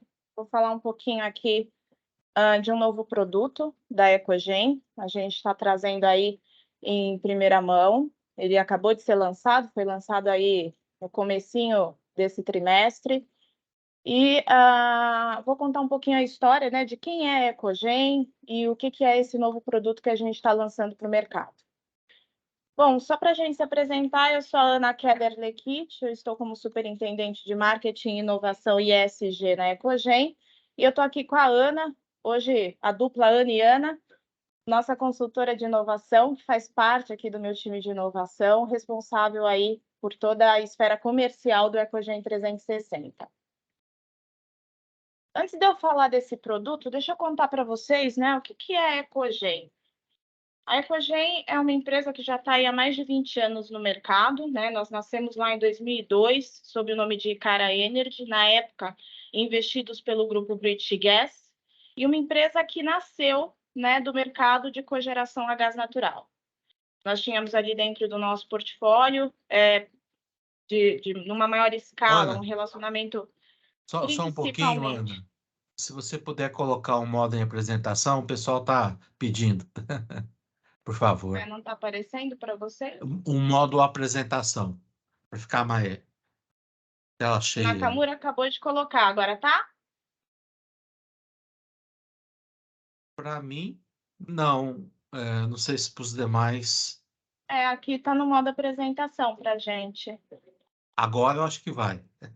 Agora foi? Foi. Então, tá bom. Então, retomando aqui, né, a Ecogen nasceu ali em 2002, muito pautada em cogeração a gás natural, tendo no seu portfólio principalmente grupos comerciais, como shopping centers e complexos empresariais. E aí, por conta de uma ânsia de diversificação, né, a gente começou a olhar para outros mercados e para o desenvolvimento de outras soluções. Houve o desinvestimento do grupo BG, e a Ecogen, em 2008, passa, então, a fazer parte de um grupo societário e se lança, de fato, a marca Ecogen. Ao longo desse processo, a gente começou a diversificar cada vez mais a nossa carteira de clientes, olhando principalmente para nichos industriais, e por isso a gente acabou despertando o interesse de grandes grupos de investidores, dentre eles a Mitsui. Em 2012, nós fomos incorporados pela Mitsui e pelo grupo Toco Gas. Em 2016, 100% investidos pelo grupo Mitsui.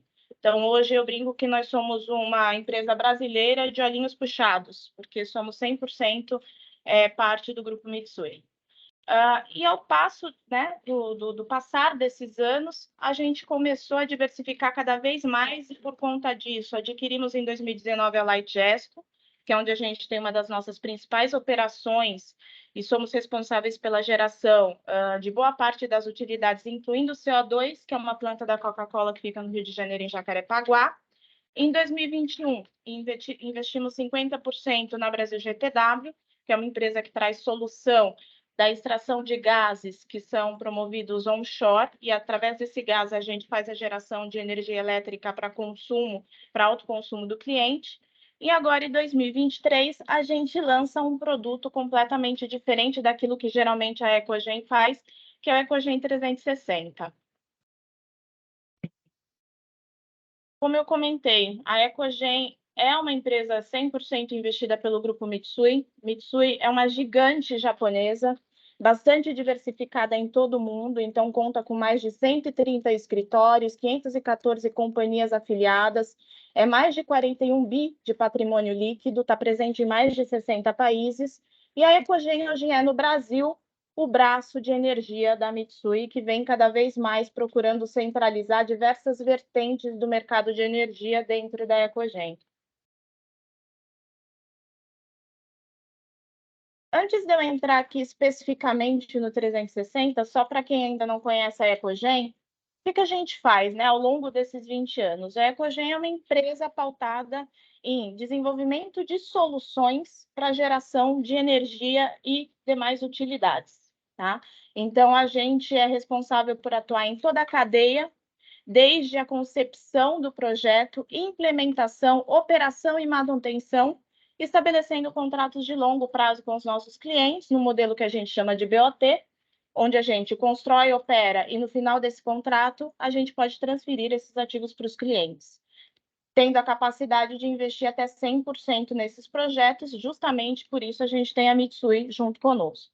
tá? Ou seja, uma empresa muito pautada em produtos, em soluções voltadas para a engenharia, né? É muito físico, é muita expertise, é muita propriedade intelectual. E aí a gente procurou desenvolver aqui dentro de inovação algo que pudesse vir a complementar esse serviço e tirar essa percepção, essa análise empírica e tácita que está por trás da engenharia, que está por trás do diagnóstico e do desenvolvimento das nossas soluções, e basear isso através de dados. Trazer uma lógica, tirar um pouco da antigibilidade do modo empírico como a gente faz as nossas análises e trazer para uma inteligência de dados. E foi daí que nasceu o EcoGen 360. O que é o EcoGen 360? Ele nada mais é do que um software que a gente desenvolveu em parceria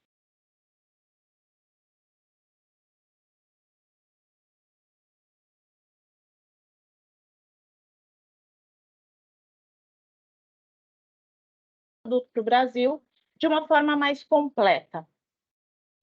Um dos pilares que nós nos baseamos aqui no desenvolvimento do 360 foram os 3Ds da transição energética. Hoje é uma sigla que todo mundo está falando, né, que é o ESG e os 3Ds. E esses são pilares bastante importantes no desenvolvimento desse novo produto. Quando a gente fala de descarbonização, a plataforma, além de fazer medições e análises com relação ao consumo de energia e demais utilidades, ela é uma plataforma muito pautada também na medição de quanto os nossos clientes estão emitindo em termos de CO2 e quais são as oportunidades que ele tem para reduzir essa emissão. Alguns anos atrás, quando a gente falava de ESG, isso ainda era um assunto bastante filosófico, né? Hoje em dia, principalmente depois da COP21, os países latino-americanos, mais especificamente o Brasil, eles estão cada vez mais olhando para esses pilares do ESG. As empresas multinacionais, principalmente os nichos industriais, estão com metas até 2030 para reduzir um determinado percentual e até 2050, muitas delas com metas para ter neutralidade em termos de emissão de carbono. E as indústrias, elas estão meio perdidas. Como é que elas fazem essa medição? Como é que elas mapeiam essas oportunidades? Como é que elas têm o chancelamento, inclusive, do quanto elas estão descarbonizando? Então, essa é uma das propostas de valor da plataforma. A segunda proposta de valor, e não só da plataforma, mas da solução como um todo, é trazer digitalização. Um outro termo que a gente já vem ouvindo falar aí há mais de uma década é a tal da indústria 4.0. Hoje a gente já fala da indústria 5.0. A gente sabe que aqui no Brasil, né, mercado latino-americano como um todo, mas principalmente no Brasil, a gente tem um índice de obsolescência de equipamentos muito forte nas indústrias. E hoje, justamente por conta dessas metas ESG, dessas metas de descarbonização, as indústrias estão se vendo cada vez mais obrigadas a se digitalizarem, a se automatizarem, captarem esses dados para poder começar a definir um planejamento estratégico mais voltado para a descarbonização. E a digitalização ela é um fator fundamental para esse tipo de medição. Então, essa é uma segunda proposta de valor que a gente traz como a solução.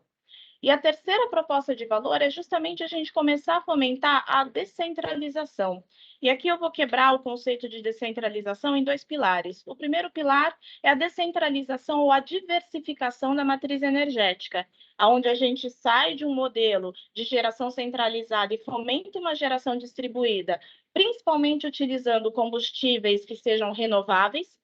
Hoje a gente tem aqui no Brasil, principalmente nos nichos industriais, ainda muita utilização de combustível fóssil, e por conta dessas metas ESG, as indústrias estão cada vez mais procurando passar por um processo de transição energética e descentralizar o seu modelo de consumo e de geração.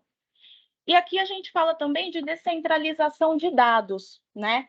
Hoje, quando a gente atua de uma forma muito empírica nas análises de consumo de energia, de consumo de utilidades, de identificação de oportunidades, geralmente isso fica centralizado numa determinada área ou num determinado grupo de pessoas. Esses dados eles ficam muito minados da visualização de outros profissionais. E a ideia da plataforma é justamente descentralizar esses dados.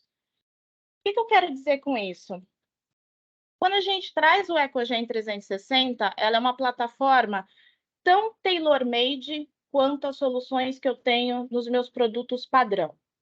Quando eu falo da Ecogen, que a gente desenvolve soluções para geração de eficiência em utilidades e energia, são soluções que são desenvolvidas de forma customizada, a depender da dor e da necessidade de cada cliente. O Ecogen 360 não é diferente. Embora seja um software, ele tem um nível de customização de dashboards e de telas que vai permitir que diversas, a gente chama muito aqui em marketing, né, personas, ou seja, que diversos usuários dentro do cliente visualizem dashboards, informações, gráficos que sejam de fato relevantes para a sua atividade. Então, eu posso ter ali dashboards específicos para os operadores, que vão fazer um acompanhamento em tempo real da operação, das linhas de base das máquinas, passando pelos gerentes de energia, liderança corporativa, que precisa justificar, inclusive, um investimento no determinado projeto, time de compra e gestão de energia, que vai ter uma maior previsibilidade e aproveitamento de oportunidades de mercado, quando comprar, quando vender, e a própria diretoria operacional, que vai conseguir identificar dentro desse software, dentro dos dashboards, todo o monitoramento de KPIs que sejam de fato relevantes, seja de sustentabilidade, seja de produtividade, seja de relação de consumo. Então, é uma plataforma 100% tailor-made a depender de cada usuário. E qual que é o ICP, né? Quem é o nosso cliente ideal aqui para o 360? A gente vem focando muito em nichos industriais, quaisquer que sejam eles, né? Porque a gente acredita que realmente é uma plataforma que gera muito valor para a indústria, embora a gente já venha recebendo algumas demandas até de alguns mercados varejistas. E aqui a gente traz um pouco a matriz de maturidade digital, né? Ana, para que eu seja um cliente do Ecogen 360, eu preciso estar mais maduro? Você está olhando para indústrias que estejam no estágio muito inicial em termos de maturidade digital, ou seja, que não tem nada de automação, que não tem nenhum tipo de sensorização. E a nossa resposta é: por sermos tailor-made, a gente tem a capacidade de atuar em qualquer esfera da maturidade digital dos nossos clientes.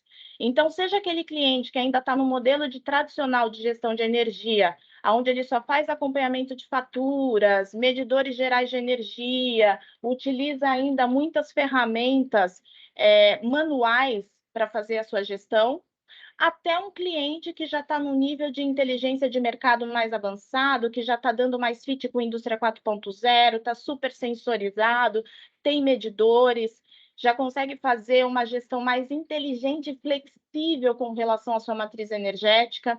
A gente consegue atuar em qualquer uma das esferas, em qualquer nível de maturidade. Qual que vai ser a diferença do entregável dessa ferramenta? É que aquele cliente que está ali no começo, né, ainda está fazendo uma gestão bastante tradicional da sua energia, a gente vai primeiro fazer um mapeamento de como ele pode se digitalizar. Qual que é a margem? Quais os principais perímetros? Quais são os principais equipamentos? Para que a gente já comece a gerar valor a partir da implementação da plataforma. E aquele cliente que já tem alguns medidores e sensores implementados, que já estão num nível de maturidade digital maior, a gente já começa o processo de captação de dados, já trazendo insights relevantes para esse cliente, tá? Um ponto importante aqui é que a nossa ideia é atender de forma 360 os nossos clientes. Então, a plataforma, ela gerencia dados, monitora dados, gera insights. A partir desses insights, nós temos total capacidade de implementarmos através das nossas soluções padrão. A Ecogen tem dentro do seu portfólio desde projetos de cogeração a gás natural, que foi daí que a gente nasceu, até projetos a biomassa, a biogás, geração distribuída solar fotovoltaico, baterias, enfim, uma série de soluções que vão vir a ser justificadas justamente pelo que a plataforma levantou em termos de dados. E, além disso, a gente tem a capacidade de investir nesses sensores e medidores, se, por exemplo, a gente atua num cliente que ainda não está digitalizado. Se o cliente quiser investir por ele mesmo, ou se ele já estiver digitalizado, um outro ponto importante é que a plataforma é 100% agnóstica, ou seja, ela se conecta a qualquer tipo de ERP, a qualquer tipo de sensor e medidor, o que acaba dando mais liberdade para o cliente, mais autonomia para o cliente, e um modelo tailor-made nosso de curar as dores dele a partir da identificação de uma determinada necessidade. Agora eu vou passar aqui a palavra para minha xará, para Ana Silva, para ela contar um pouquinho mais como é que a gente ajuda aí no negócio dos nossos clientes.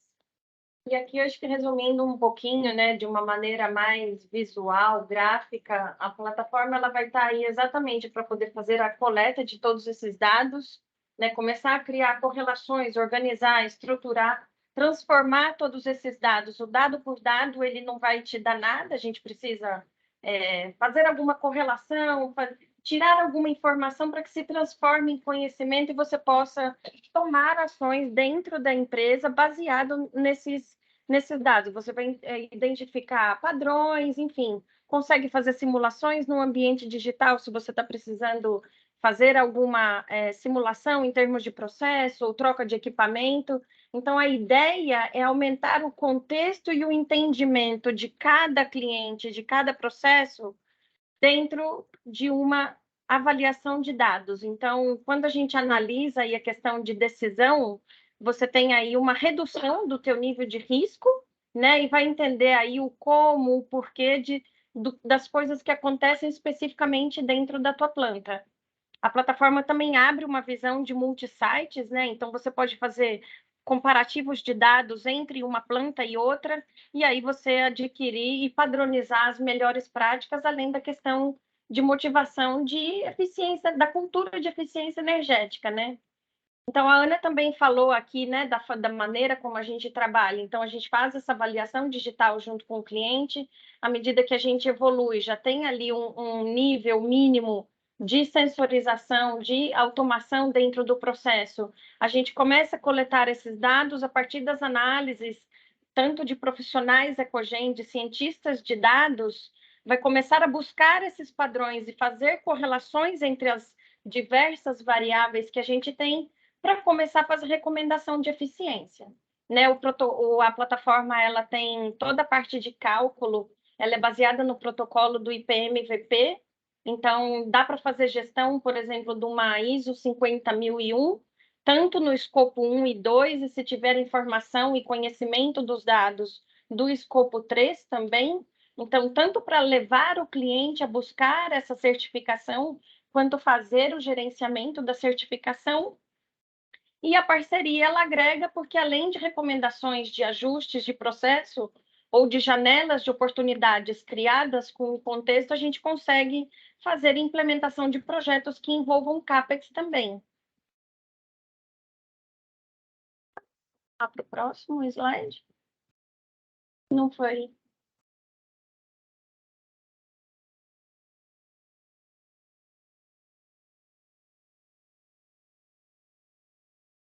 Né? Então, a tecnologia aí, ela, como a gente comentou, né, ela já está em mais de 15 países aí no mundo inteiro, então já é uma base de dados, né, e uma análise que está comprovada em diversos tipos de equipamentos, de caldeira, ar comprimido, fornos arco voltaico, ou mesmo processos de cogeração.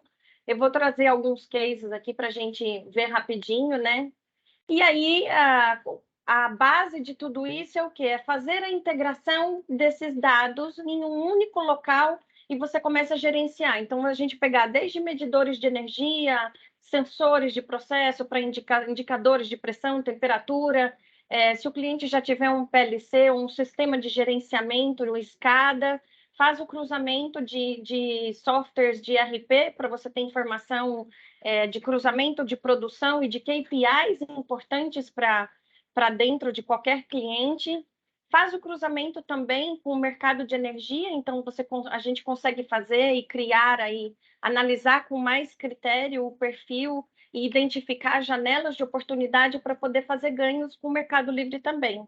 Além de, se fizer sentido, dados meteorológicos, enfim. A grande sacada aqui, né, é que assim, todos esses dados eles são protegidos, eles ficam na nuvem, as informações são autenticadas e criptografadas, e o software ele consegue se adaptar a qualquer protocolo de comunicação que o cliente tenha, né? Então, fica bem flexível, né, em termos de adaptação de informações.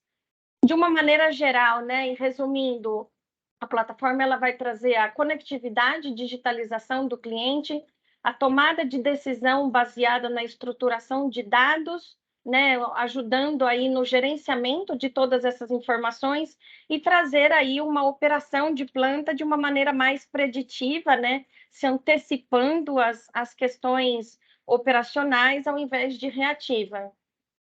Nesse aqui é um case, esse é uma demo aqui do caso onde eu trago um empilhamento de informações a respeito de eficiência de equipamentos.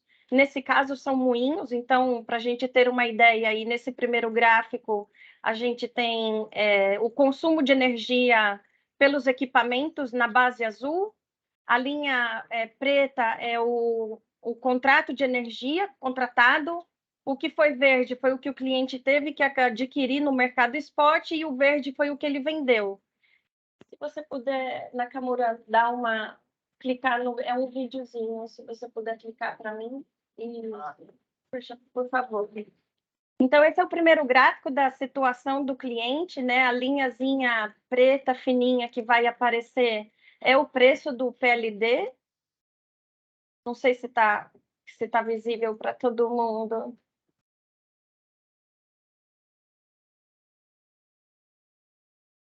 Mas, basicamente, o que foi feito, né? À medida que a gente passa a monitorar todos os dados produtivos e de consumo de energia desses equipamentos, a gente consegue fazer o empilhamento dos equipamentos pela eficiência. Então, à medida que a gente coloca... por isso, eu consigo colocar os equipamentos mais eficientes para poder operarem. E quando a gente cruza essas informações com PLD e as informações de produção, eu consigo criar um contexto onde, no momento em que eu tiver um PLD mais baixo, eu consigo colocar todos os meus equipamentos operando, para eu poder fazer aí, digamos assim, um pulmão de produção e desligar equipamento quando eu tiver com um PLD mais alto, por exemplo.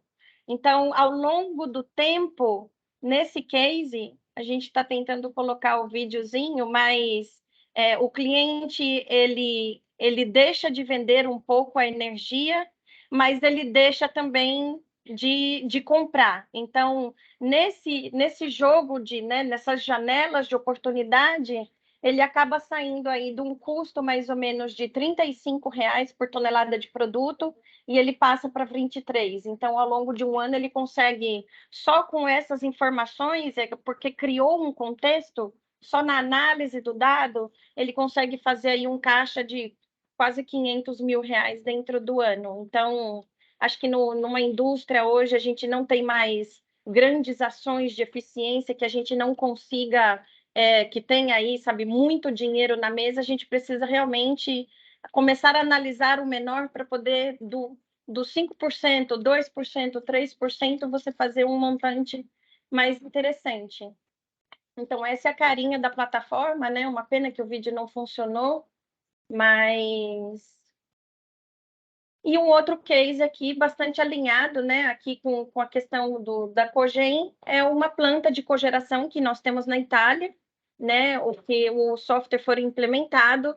Essa é uma empresa de componentes eletrônicos, então, antes da implementação da plataforma, eles faziam os acompanhamentos das faturas, né, dos consumos de energia e de gás natural mensalmente, então, faziam um acompanhamento via Excel só, não tinha ali uma granularidade ou nenhum tipo de KPI para poder criar uma janela de oportunidade, não sabia da eficiência dos seus equipamentos, então os equipamentos eram ligados aleatoriamente, e depois que a plataforma foi implementada, ele consegue ter essa informação online, né? Então, à medida que você tem aí, por exemplo, na Europa, a gente tem uma variação climática muito grande. Então, no caso dessa cogeração, são 8 motores instalados. Então, à medida que a gente está, por exemplo, num período de verão ou de inverno, eu consigo operar a planta à medida que ela vai produzir mais carga térmica ou ela vai produzir mais energia, cruzando com as informações do Mercado Livre, ela consegue ter ganhos. Então, você tem aí redução das emissões num período de verão, eventualmente, e na Europa a gente tem aí um protocolo, é o White Certificate, que você paga pelas emissões dos combustíveis. Então, quando você faz o somatório, isso dá um ganho aí bastante interessante para o cliente. Nesse caso aqui, eles tiveram uma economia aí de cerca de 50 mil euros por mês, fazendo só esse cruzamento de informações. Nesse gráfico aqui, a gente consegue ver, então, por exemplo, a partir no segundo ali, que a gente tem a parte verde, é o go live do projeto, onde nesses momentos em que você não precisa de uma demanda térmica tão alta, eles conseguiram desligar um motor, por exemplo. E aí, continuando com todo o processo produtivo e operando de uma maneira bastante interessante. E aí aqui, mais para poder colocar, né, todas as informações em uma única página, então existe aí, é bastante interessante a questão da digitalização de todos esses KPIs das plantas, né, você consegue fazer comparativos interessantes, você vai ter redução de custo baseada em eficiência energética, consequentemente descarbonização, né, e melhoria da competitividade do negócio. Os clientes podem passar a tomar decisões pautadas em informações baseado em dado real e não suposição, né? Então, existe aí a otimização de todo o consumo, né? E em alguns casos, até a redução da demanda do cliente quando você consegue fazer essa gestão um pouco mais refinada, contando aí com toda a segurança, confidencialidade e a proteção dos dados. Né? E à medida que a gente evoluir e, de repente, tiver algum projeto onde envolva uma troca de equipamento, a Ecogen pode entrar aí e fazer o desenho da solução e toda a parte de investimento aí. Então, nós acreditamos, né, que a transformação do futuro ela vai acontecer à medida que a gente faz escolhas hoje. Então, basicamente, né, e bem rapidamente é isso que eu tenho para falar. Aí estão os nossos contatos. E obrigada. Parabéns, Ana Kézia, Ana Karina. Excelente apresentação. Agora deixa eu voltar aqui para o chat. Gilmar, vamos colocar. Acho que temos algumas perguntas. Você tem alguns comentários, Gilmar? Sim. Obrigado, Leonardo. Parabéns, Ana, aí, pela apresentação, pelo trabalho aí, bem elucidativo, né, no ponto de vista de um tema tão importante da eficiência energética. Eu tenho duas perguntas, na verdade. A primeira é com relação, imagino eu, nós estamos na safra, né, canavieira. É indiferente ou pode... o ideal talvez é trabalhar com a implementação de um projeto como esse na entre safra, ou é indiferente? Você não precisa parar a usina, se for agora em maio, por exemplo, para implementar esse Ecogen aí 360 graus. Ana. É indiferente, Zilmar, porque o trabalho que a gente faz vai ficar muito mais pautado na questão de integração dos dados junto com o pessoal de automação e TI. Então, não necessariamente a gente precisa estar com a fábrica parada, não, o cliente pode estar rodando, né? É claro que se a gente precisar de mais instrumentação para poder monitorar parâmetros que são importantes para a gestão da planta e tomada de decisão, se eventualmente você precisar colocar alguma coisa em linha, a gente precisa parar, mas não necessariamente, né? Se for utilizar o que já tem, dá para fazer com a planta rodando sem problema nenhum. Uma outra observação, semana passada, imagino, ou há 2 semanas, o ONS colocou lá o top 5, né, do campo mapa regulatório para esse ano. Junto com a ANEEL, um dos pontos que permanece é a questão da resposta da demanda. Então, é mais uma observação.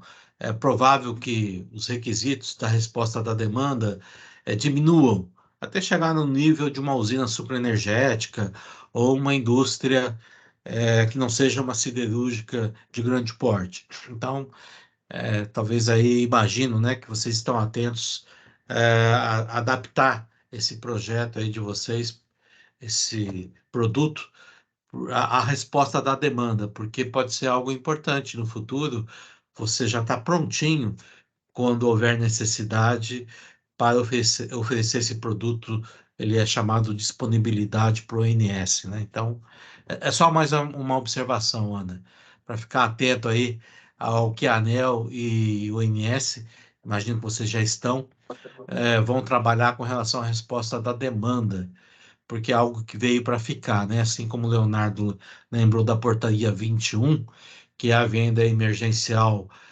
no âmbito da biomassa para o INS, um dos projetos exitosos foi justamente resposta da demanda. Só uma observação. E uma pergunta efetiva é que você trabalha, imagino eu... Deu um corte, Vilmar, se você puder só...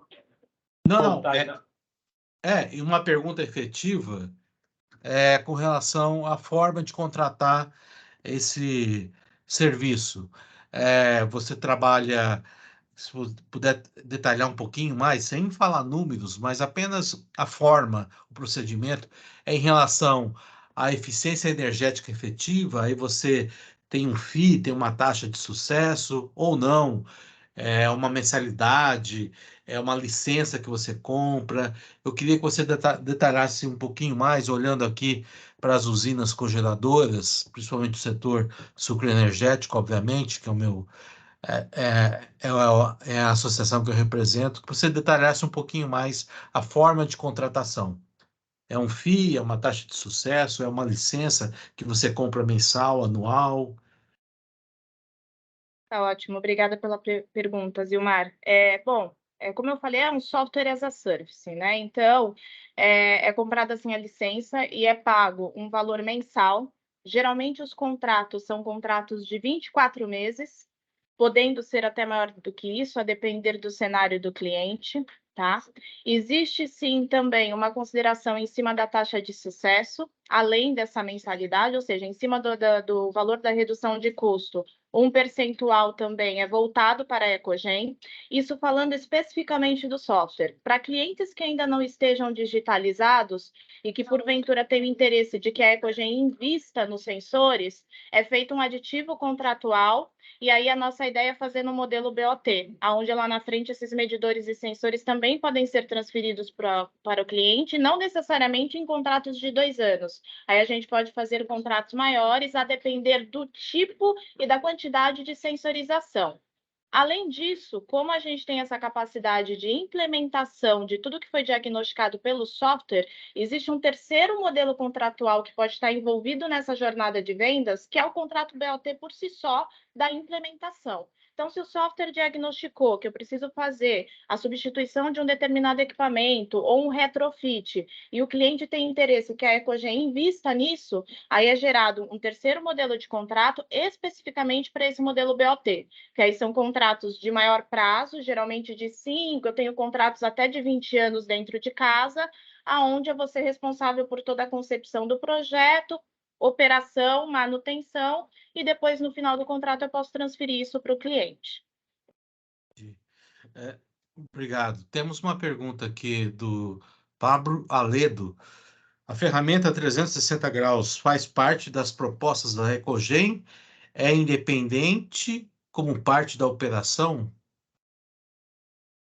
O Ecogen 360, ele pode fazer parte das soluções padrão da Ecogen, ele pode ser vendido separadamente, tudo isso a depender da necessidade do cliente. Hoje, o meu time comercial, junto com o meu time de inovação, a gente já oferta isso para os nossos clientes, seja quando a gente vai vender o 360 propriamente dito, seja uma solução padrão, porque a gente entende que isso gera muito valor para os nossos clientes. Então, assim, embora sejam independentes, são ferramentas, ou melhor, são soluções que se complementam, tá? E aí, como parte da operação. Independente como parte da operação, talvez... Acho que ali era o independente né? como parte da operação, acho que seria isso. Na verdade, ele vem a compor, né? Ele vem a justificar a solução que a gente vai prescrever para o cliente para, sim, desenvolver um determinado modelo de implementação e operação das nossas plantas. Ele vem para chancelar tudo aquilo que a gente fazia de modo empírico e hoje a gente faz através de inteligência de dados.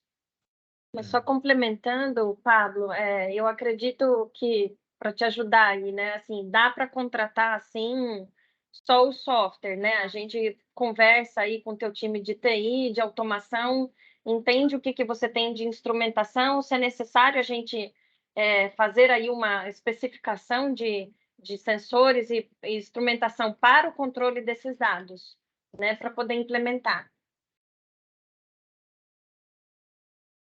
Obrigado, tá agradecendo. Não precisa citar nome, mas já houve ou está avançando a aplicação desse software, dessa proposta em alguma usina sucroenergética?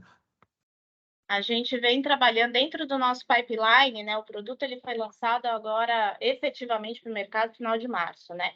Mas a gente tem sim no nosso pipeline indústrias desse segmento, né? Na verdade, o nosso pipeline ele está bastante diversificado, inclusive estão vindo para o Ecogen 360 demandas de nichos industriais, os quais a gente nem tinha ainda tido algum tipo de penetração com os nossos produtos padrão. Então, a gente está bastante otimista, inclusive para indústrias aí do segmento sucroalcooleiro. E se você, quando vai visitar uma usina, tem algo que salta aos olhos, assim, onde você vê um potencial que se destaca para a aplicação dessa proposta, Ana? Ah, Algum Zilmar, ponto? uma pena que o vídeo não pegou, né? Mas assim, quando você consegue fazer a gestão mais fina dessas janelas de oportunidade, são pequenos dados ali, né? Pequenas condições, né? Onde foi criado um contexto baseado nessa análise que vai trazer os ganhos para os clientes. Então, quando a gente coloca aí a questão das informações do Mercado Livre acompanhado de uma produção de energia, onde você tem um preço mais alto, mais baixo, se você tiver flexibilidade para isso e entender o contexto é importante, e é isso que a ferramenta dá. Então, ele pode trazer ganhos, sim, inclusive na redução da demanda, né? Como você comentou no meu vídeo lá, ele mostrava que esse cliente ele tinha uma demanda contratada de 11 megas, e aí ele conseguiu reduzir isso para 9 e alguma coisa. Entendi, não, bastante importante. Uma pergunta que eu queria, vocês que acompanham a questão da eficiência energética, no Brasil temos Procel, não vou nem lembrar os casos, né, do eficiência energética regulatório, que é obrigatório por parte de gestão das distribuidoras barra ANEEL, mas, por exemplo, Procel, há alguma linha de financiamento? Se tem uma usina interessada nesse tema, que ela possa procurar algum estímulo para a eficiência energética no Brasil para as indústrias, principalmente do lado de financiamento, porque é um investimento que a usina está fazendo, como bem disse a Ana, ou não?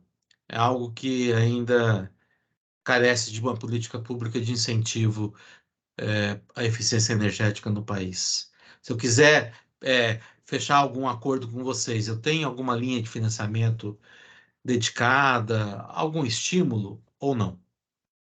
A Ecogen em si, ela faz o desenvolvimento da solução e ela pode investir para o cliente, né?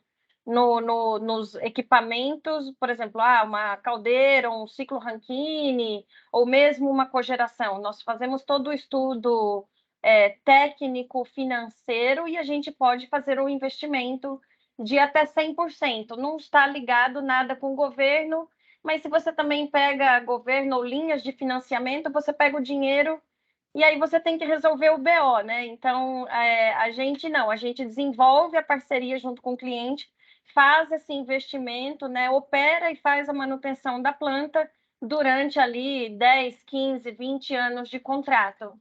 Então, todo o risco, né, de operação, ele fica com a Ecogen, garantindo aí a operação e a disponibilidade da planta para o cliente. Entendi. Não, eu não tenho pergunta adicional aqui, Leonardo. Obrigado, Silmar. Tendo aqui o Fernando, o Arthur, o Ricardo, a Karina, se vocês tiverem alguma pergunta, fique à vontade.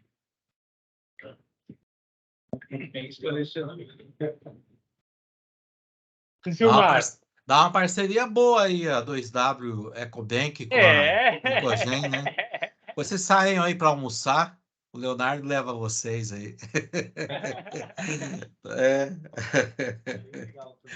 Não, bem complementar mesmo, bem interessante.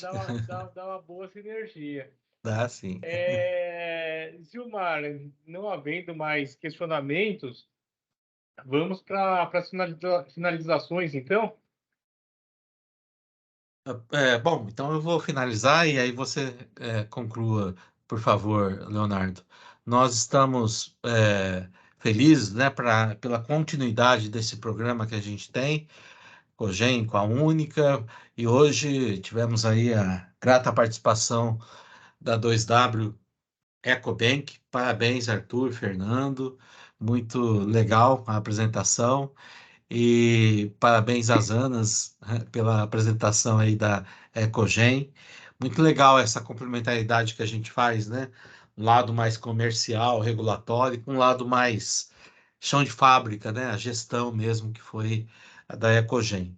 Acho que isso é algo que falta no setor, um evento como esse, nessa linha que a gente faz. Por isso o sucesso aí, mais de 100 pessoas ficaram aí nos assistindo remotamente. Então, Leonardo, agradeço a Cogen, a equipe aí, o Nakamura, a Rose, o Newton aí pela Cogen, e parabéns a todos e até o próximo evento do ano que vem. Do ano que vem, não, do mês que vem, né, Mês Leonardo? que vem. Do mês que vem, certamente a gente vai mandar o convite para todo mundo. É o efeito do almoço, viu, Ana, Arthur? Aqui no interior, eu estou em Ribeirão Preto, a gente almoça mais cedo. Eu já estou sentindo o cheiro aqui em casa, então. Mas parabéns a todos. Obrigado. Obrigado, Zilmar. Mais uma vez, agradecer novamente a parceria da Única com a Cogen. Hoje, agradecer nossos palestrantes aqui, a 2W Ecobank,